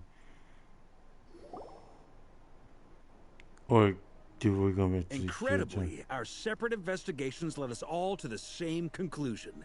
Hooray for consensus! Yeah, but we barely learned anything, though. I totally thought this would be the mother lode. Talking with the ancients? I mean, come on! But nope. All we got was useless snippets of conversation. And all this stuff about moons and hyperopia. What a load of baloney. Seems like people back then had a few screws loose. I understand your frustration. We found the same issue. Each phantom only showed a very brief moment in time. There isn't much value to be found in these miscellaneous fragments of a civilization's history, no matter how glorious it may have been. If there's a silver lining, it's that these phantoms are harmless to the present reality. They shouldn't get in the way of the festivities. Paimon agrees. And not just because it's the first thing she understood in this whole conversation. You look disappointed, Nefer. Is something the matter? What do you think? We all worked our tails off, but the only one to gain anything from it was you, Lady Moonjanter. Well, please do share the Hyperborean records with me. I will gladly inscribe them in our people's documents. Oh, duh! Yeah! That was it! Hyperborea! Hyperborea. I'm serious. Only an expert in the Frostmoon Scions and their history can turn these records into valuable research material. The alternative is to let them gather dust on the Curatorium's storage shelves until the pages turn yellow. Nefer, you're wise enough to know that cooperating and sharing the profits is the best course of action here. Well, that goes without saying.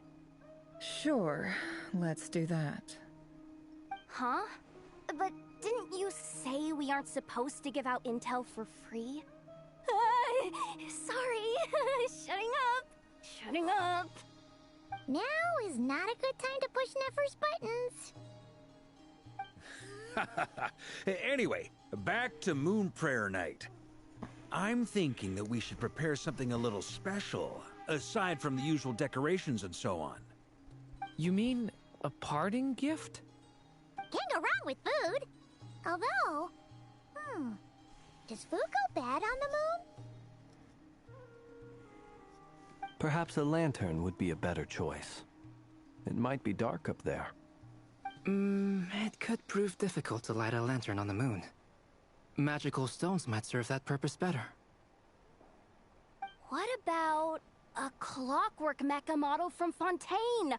I've got a whole bunch at home. I use them for fighting practice in my free time. None of these sound like things she would be even remotely interested in. But we don't interact with her enough to know what she likes. Yeah. It would really save us the guesswork if someone could find out what she's into. Yeah. Wait, what the? Traveler? They're all looking at you. Great! Haha, problem solved. Now, I need to stop by Dory's. Gonna need her help sourcing a bunch of stuff for the festival. Then let's leave it there for now. We all have our own business to attend to.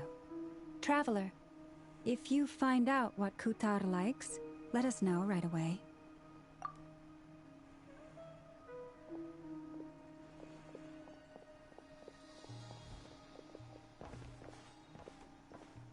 Is something the matter? I'm fine. It's just... I'm still feeling a little rattled after witnessing the horrors of the Abyss. But it's okay. This is something I have to work through. I'll be all right. Thanks for your concern. Well, don't put too much pressure on yourself. If you ever feel like something's wrong, physically or mentally, we're here to talk. Come on. Stop treating me like a kid.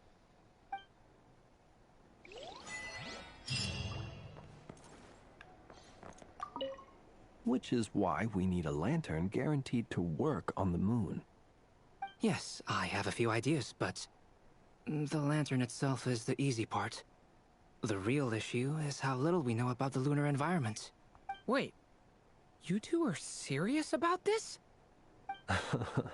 Let's just say I'm intrigued by these shining magical stones that Mr. Albedo has mentioned.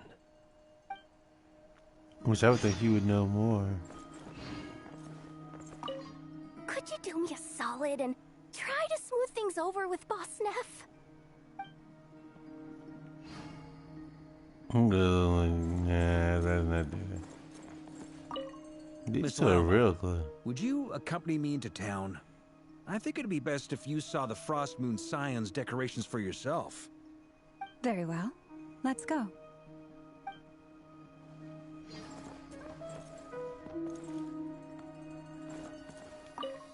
Which I will stop here. And because I said I still gotta do Duran's little mission. But we saw a little something today. So we'll trail from that. And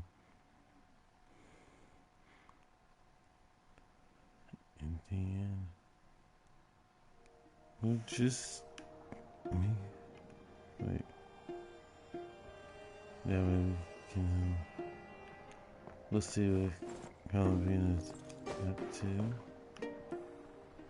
But we'll do that next time. I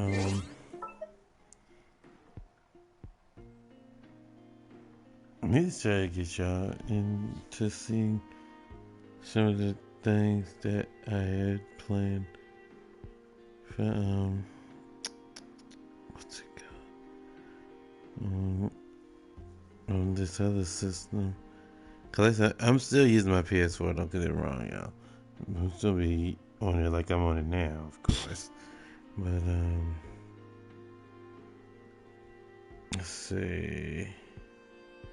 I'll go do GTA stream with y'all, cause as I said, I want to do 2 or at least 2 more at least while the snow's still there. But I heard that. Then this is just what I heard. That the snow is supposed to be there until January 7th. So I'm gonna see for myself after the 29th what's going on with that. And go from there. But yeah, I want to do some more stuff on GTA with y'all. And like I said, I got other things I gotta take care of too. With this what's it called? Little Witch's homework thing too. And then I still gotta do a few of the weekly stuff on here. Cause soon we'll be done with that and I don't have to do anything except for the Primo stuff. Cause we all know that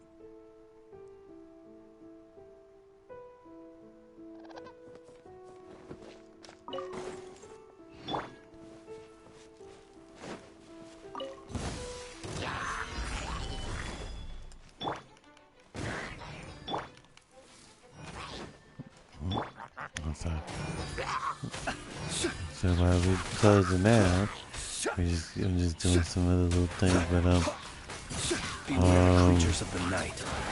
I don't know what I'm gonna do tomorrow. Observe. I don't think I'm gonna be doing this. So I think I was only trying to do things to kind of catch up a little bit, because seeing Duran's thing, I'm probably going to end up having to do on my own time, because of the whole you only get to do one chapter a day and stuff.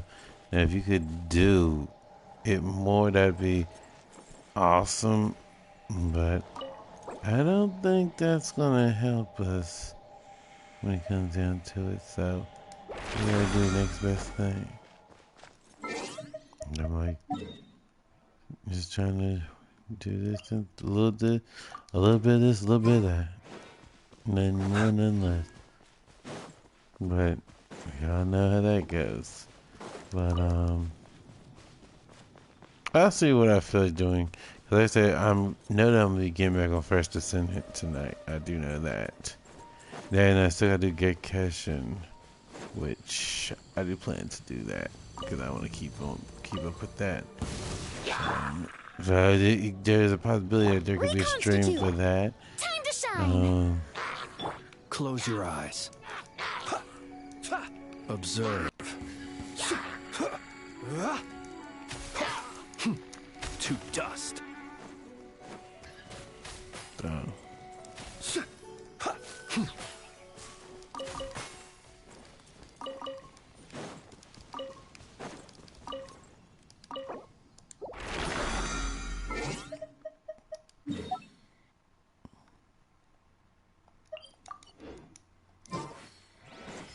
Like I was got to use my girl again, Miss Frana. So I got to use my move, the one I gave the little name. I didn't give the name, but it made me think of it. It was like poison powder. And you just throw it. It's crazy. But yeah, I remember playing on PS4 that, and I do remember how bad it would lag at those moments when the move was being used. Stabilize. Back up. Yoo-hoo! Fresh and floral. Be silent. Observe.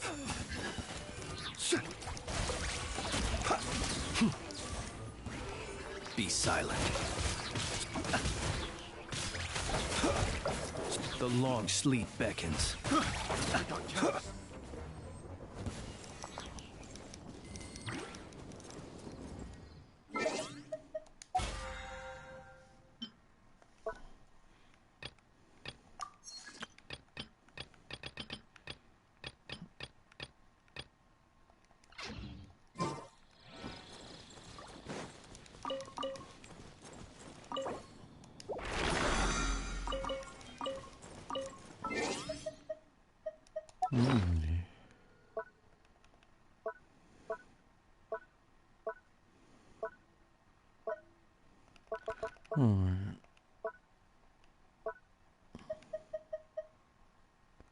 Now get ready to use that and do some. I don't know what just yet, but I'm not gonna let those go to waste.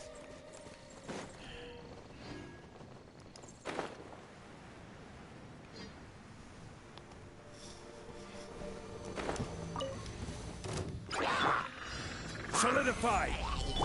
A little ambiance. Strike a pose. Order guide you. Yeah.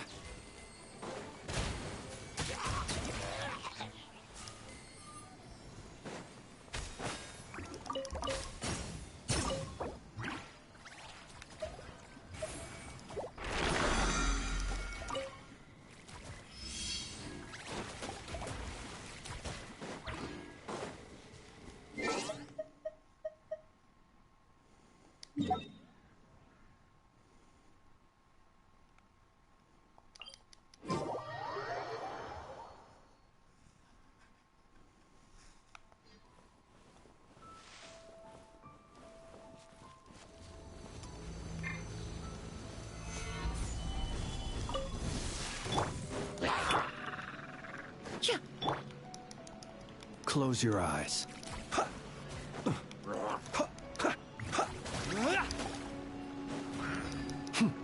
Observe.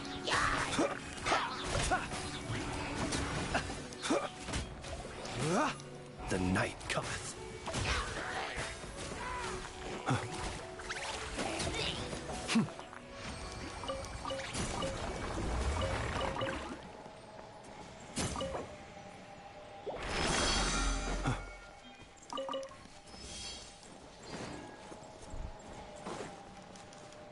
I don't care nothing about that.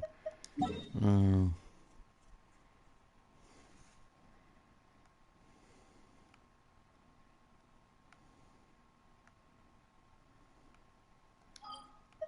gonna do the dailies with y'all, and then I'm going to head up out of here. So let's see, change your song. Alright, first things first, let me go and get this, because you can do a lot.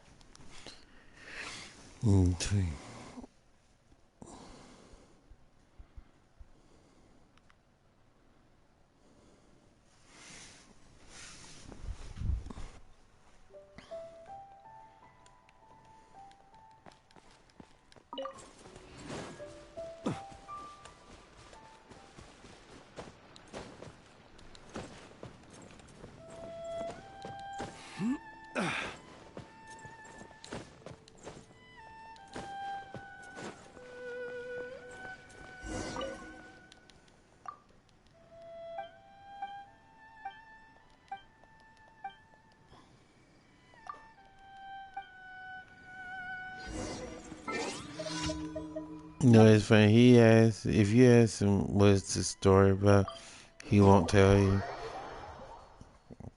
And I'm like, dude, nobody cares about your story like that, okay?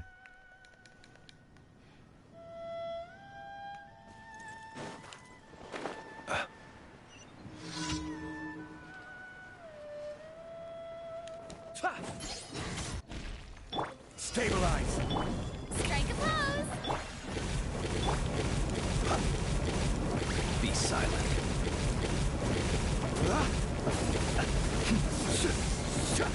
Observe.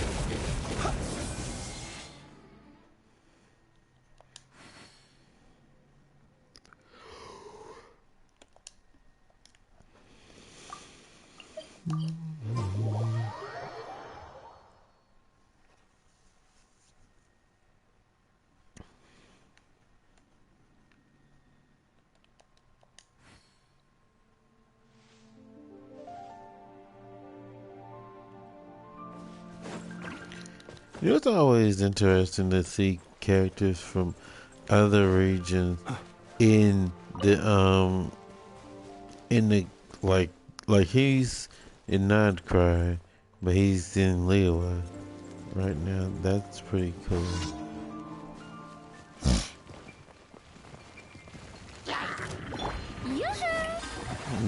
This'll brighten up the place. I thought it was out of the way. It's alright. Solidify. Be silent.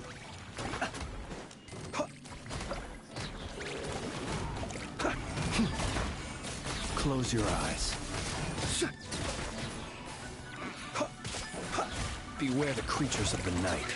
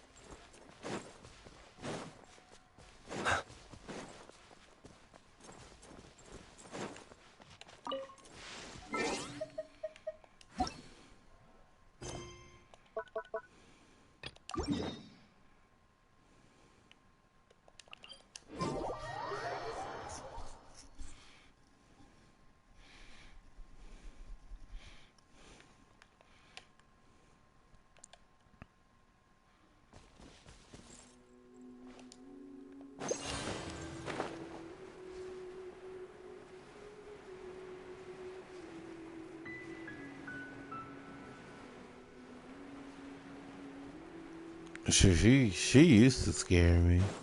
Sure. But once I get sure enough and everything, shit, I was owning her.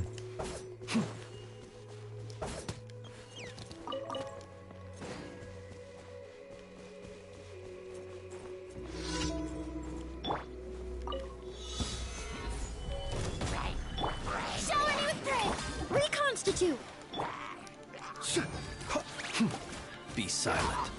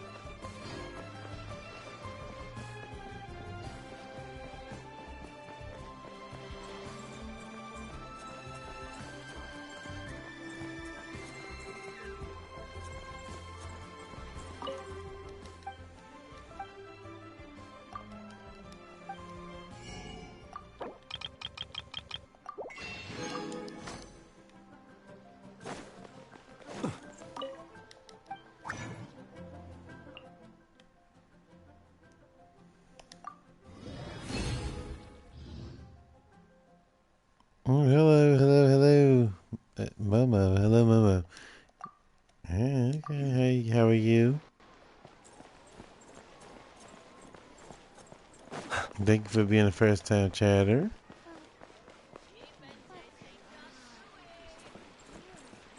I'm so glad to hear that. It's always good to hear people doing good. Thank you for Sure, especially with all the craziness going on in the world.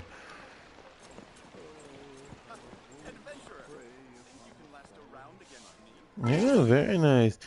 You know, my theory when I do this is I go for the characters, but I just go for just for C0.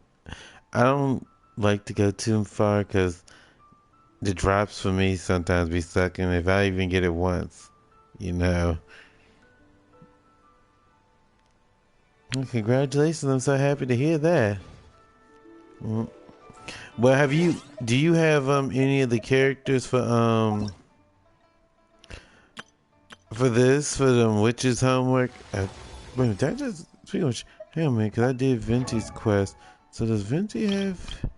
Do I have? Did it say I unlock something for Venti? Wait a minute. Did it say I unlocked something? It said I had unlocked something, didn't it? Because the talent was unlocked. Hold on a minute. Let me go to this again. Maybe I need to check it. So where's Venti's thing? Did we do Venti's thing? Oh, you had to finish it. Okay. But you know what? Fischl is like a 5-star in disguise, honestly. She used to be in my teams like all the time when I first started this. And then Barbara as well. Yeah. But Barbara was a real 5-star because she had to revive.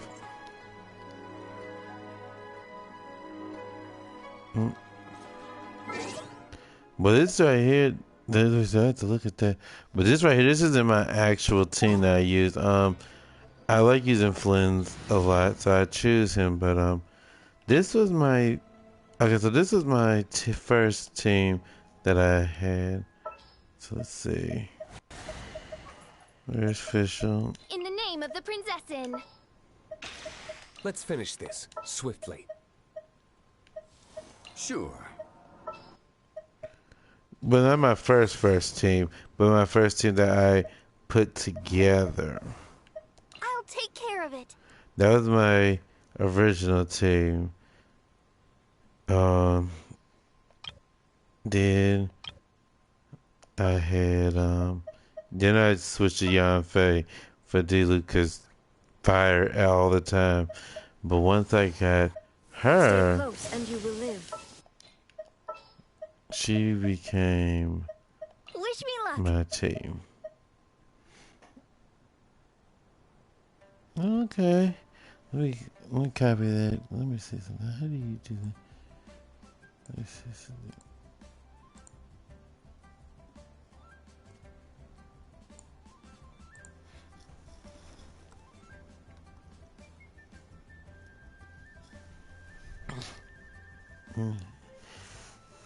And then I just started using other people. Now, this one, she's some. I love Farina. And then Emily. Let me see something. Can you search? Can you search people up on it? Let's see.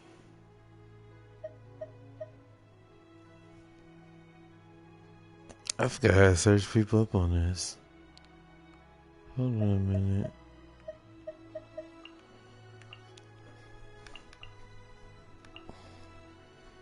I'll look at it later. Oh, I actually don't know how to search people up on this. I forgot how to do it. Let's see. Wait. Hang on. Hold on. Get the search. Can you look at people there? There we go. Wait.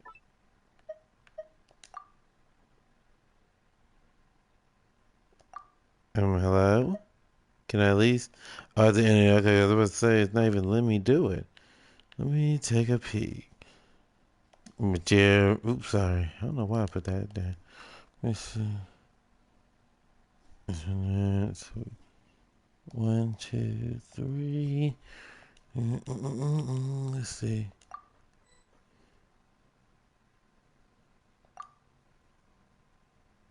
Hold on a minute.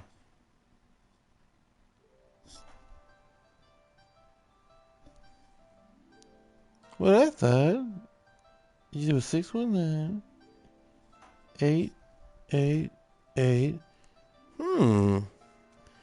Yeah, saying you're not found.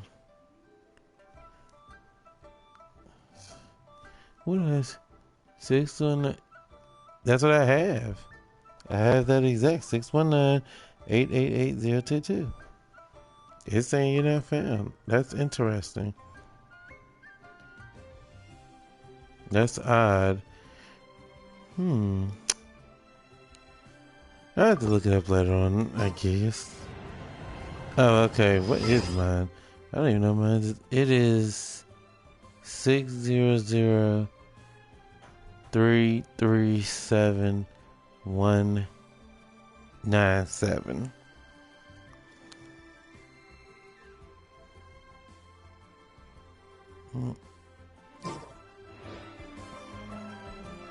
Cause we're getting ready to pass this Genshin love over to somebody else, so we'll probably be somebody new, y'all.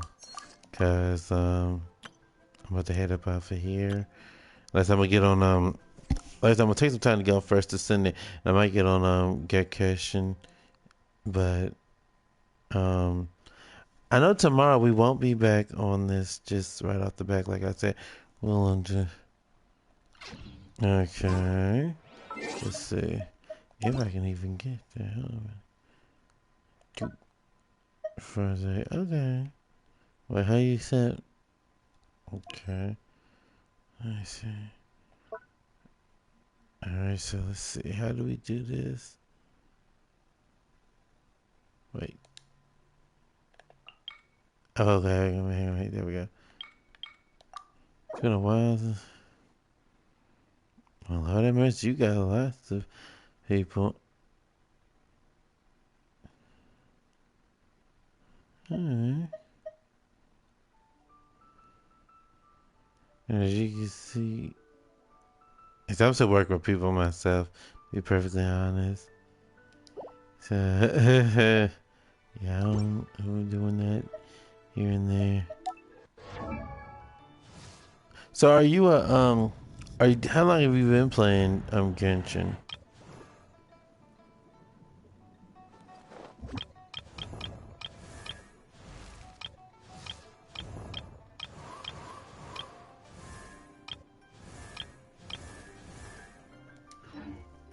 I've been playing since it first released. Yeah.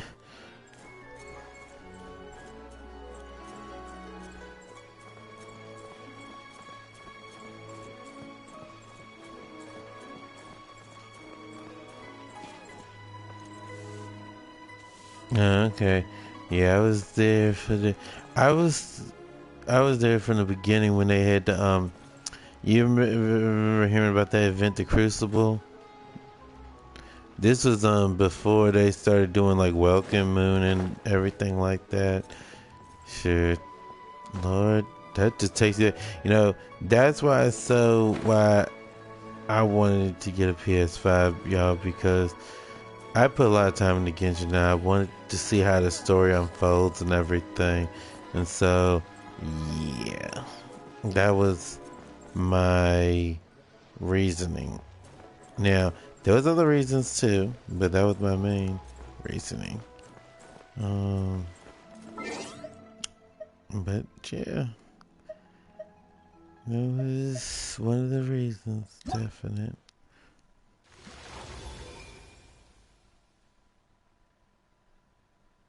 Yep. Mm-hmm. Do you remember the not just running up the ladder, but running up a hill or a mountain, whatever you want to call it, whatever you would normally have to climb, but you could actually do it. You know, that thing was wild. Like, and it made things a lot more interesting is to see, just like, for example, making ice bridges and stuff used to be a thing, y'all, where you actually could get to locations that were far out, but see, now it dissolves or melts away too fast to do it. But yeah, that was something else. Do you remember that little island where you went with the little? It had the same little like object as on, was it where the thousand, what's it called? Hang on a minute, let me see. Well, hey, I'm on right now. Hold on, man. Let me see if I can pull it up. Actually, there it is. Thousand Winds Temple. Let me teleport. Yes, that one. Now it was easier to get there in the past with using that over now, because like I said, don't last no time as it used to. That thing was wild, y'all. I still remember the first time I made it there, because I didn't even know it was even there. Mm-hmm. That's why I definitely wanted Farina. In fact, there's its counterpart right there. Yoo-hoo! A little ambiance. Close your eyes. I still remember going to that island. That's actually how I got there. So y'all know so when it rains, there's a song that plays, and it played on that island like looping and everything. Oh my god, it really does. Like, now that you have her, you really don't need it. You know. And if it wasn't her, let me see if this is accurate. Let me see. Don't get me wrong, y'all. Like, because it's been a while since I've used Mona, but I'm pretty sure, if I'm not mistaken, with icing and all that stuff. Let me see. This is destiny. Let me see something. So yeah, so yeah, you could have did it like that too. I forgot Mona can go over water. It's been a while since I've used her, y'all. The last time I used Mona, well, you know, let me tell y'all, here's the fun part with Mona. So this was changed after some time because so a lot of people who used to do wind trace kind of find out Ayaka and Mona could hide actually where you couldn't see them as well, and you could move away from things. Now they took that off because it was too cheap. Because like right now, you wouldn't be able to, if you hide in there, you wouldn't be able to see that. Yeah, you could maybe try to see if that's somebody's there, but they could get away from you fast and everything. It was so cheap. It was the perfect wind trace cheap, basically. It was crazy. But you know, nowadays, I don't even remember where that island even is. It's somewhere in this area, I believe. I think that's it over there. Yeah, I'm pretty sure it's over there. But yeah. Good times. And like I said, using stamina to climb up. Let me tell you, going up, what was the place? The little mountain. Well, all the mountains in this case. But this one, Star Snatch Cliff, trying to climb up that before, shoot, you would have had to really put some time into that. I mean, she do be some. She was some. Not much when it, not been in mildly.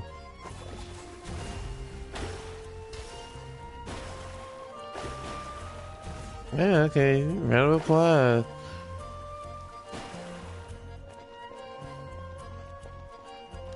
Add Astra.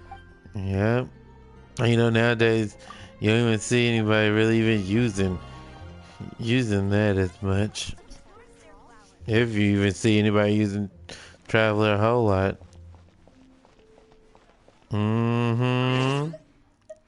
Let me see, who was another person that I actually liked using? Let me see. Well, I'm still working on getting people stronger as well, but I would say another person that I know that I liked the concept. Now I like using her. Any promising leads? Nefer is fun.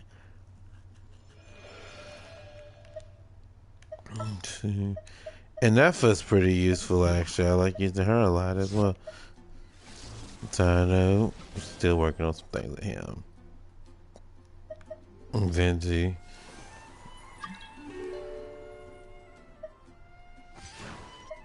Let's see. But what was I gonna say, y'all? Hutao. That's my character. But yeah, we've done what we need to do, y'all. So I'm going to get up off of this stream. I'm gonna find someone to raid out to. I got some other things I gotta take care of. So hope to see y'all tomorrow. Like I said, we probably won't be on this, but we never know. So I never give an actual answer on that. But I'm gonna get up off of this, and we're gonna chill a little bit. I'm gonna rest a little bit, and then handle some other stuff. Thank you. And I hope to see you again soon, because I know I'm be coming back on here though to do stuff. I just don't know what day it's gonna be, because like I said, I'm gonna take y'all through the Archon quest and stuff, because everybody has been kind of here for the Archon quest, and so I want to kind of finish it with people. So I at least want to do that. So that being said, let me see who's on real fast. See if we can't find some more find some more Genshin people to vibe out to. And then I will send y'all over. If you've already hit that follow, please make sure to hit that follow for me. And I appreciate it. So let's see. So let's see who's on. Hitting some oh yeah, appreciate it. Thank you. Appreciate you. Yep. Let's see who's on Genshin.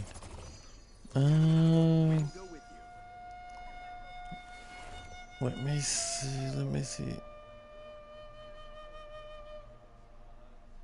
See this where's the Finding someone to chat to would be better than just standing around.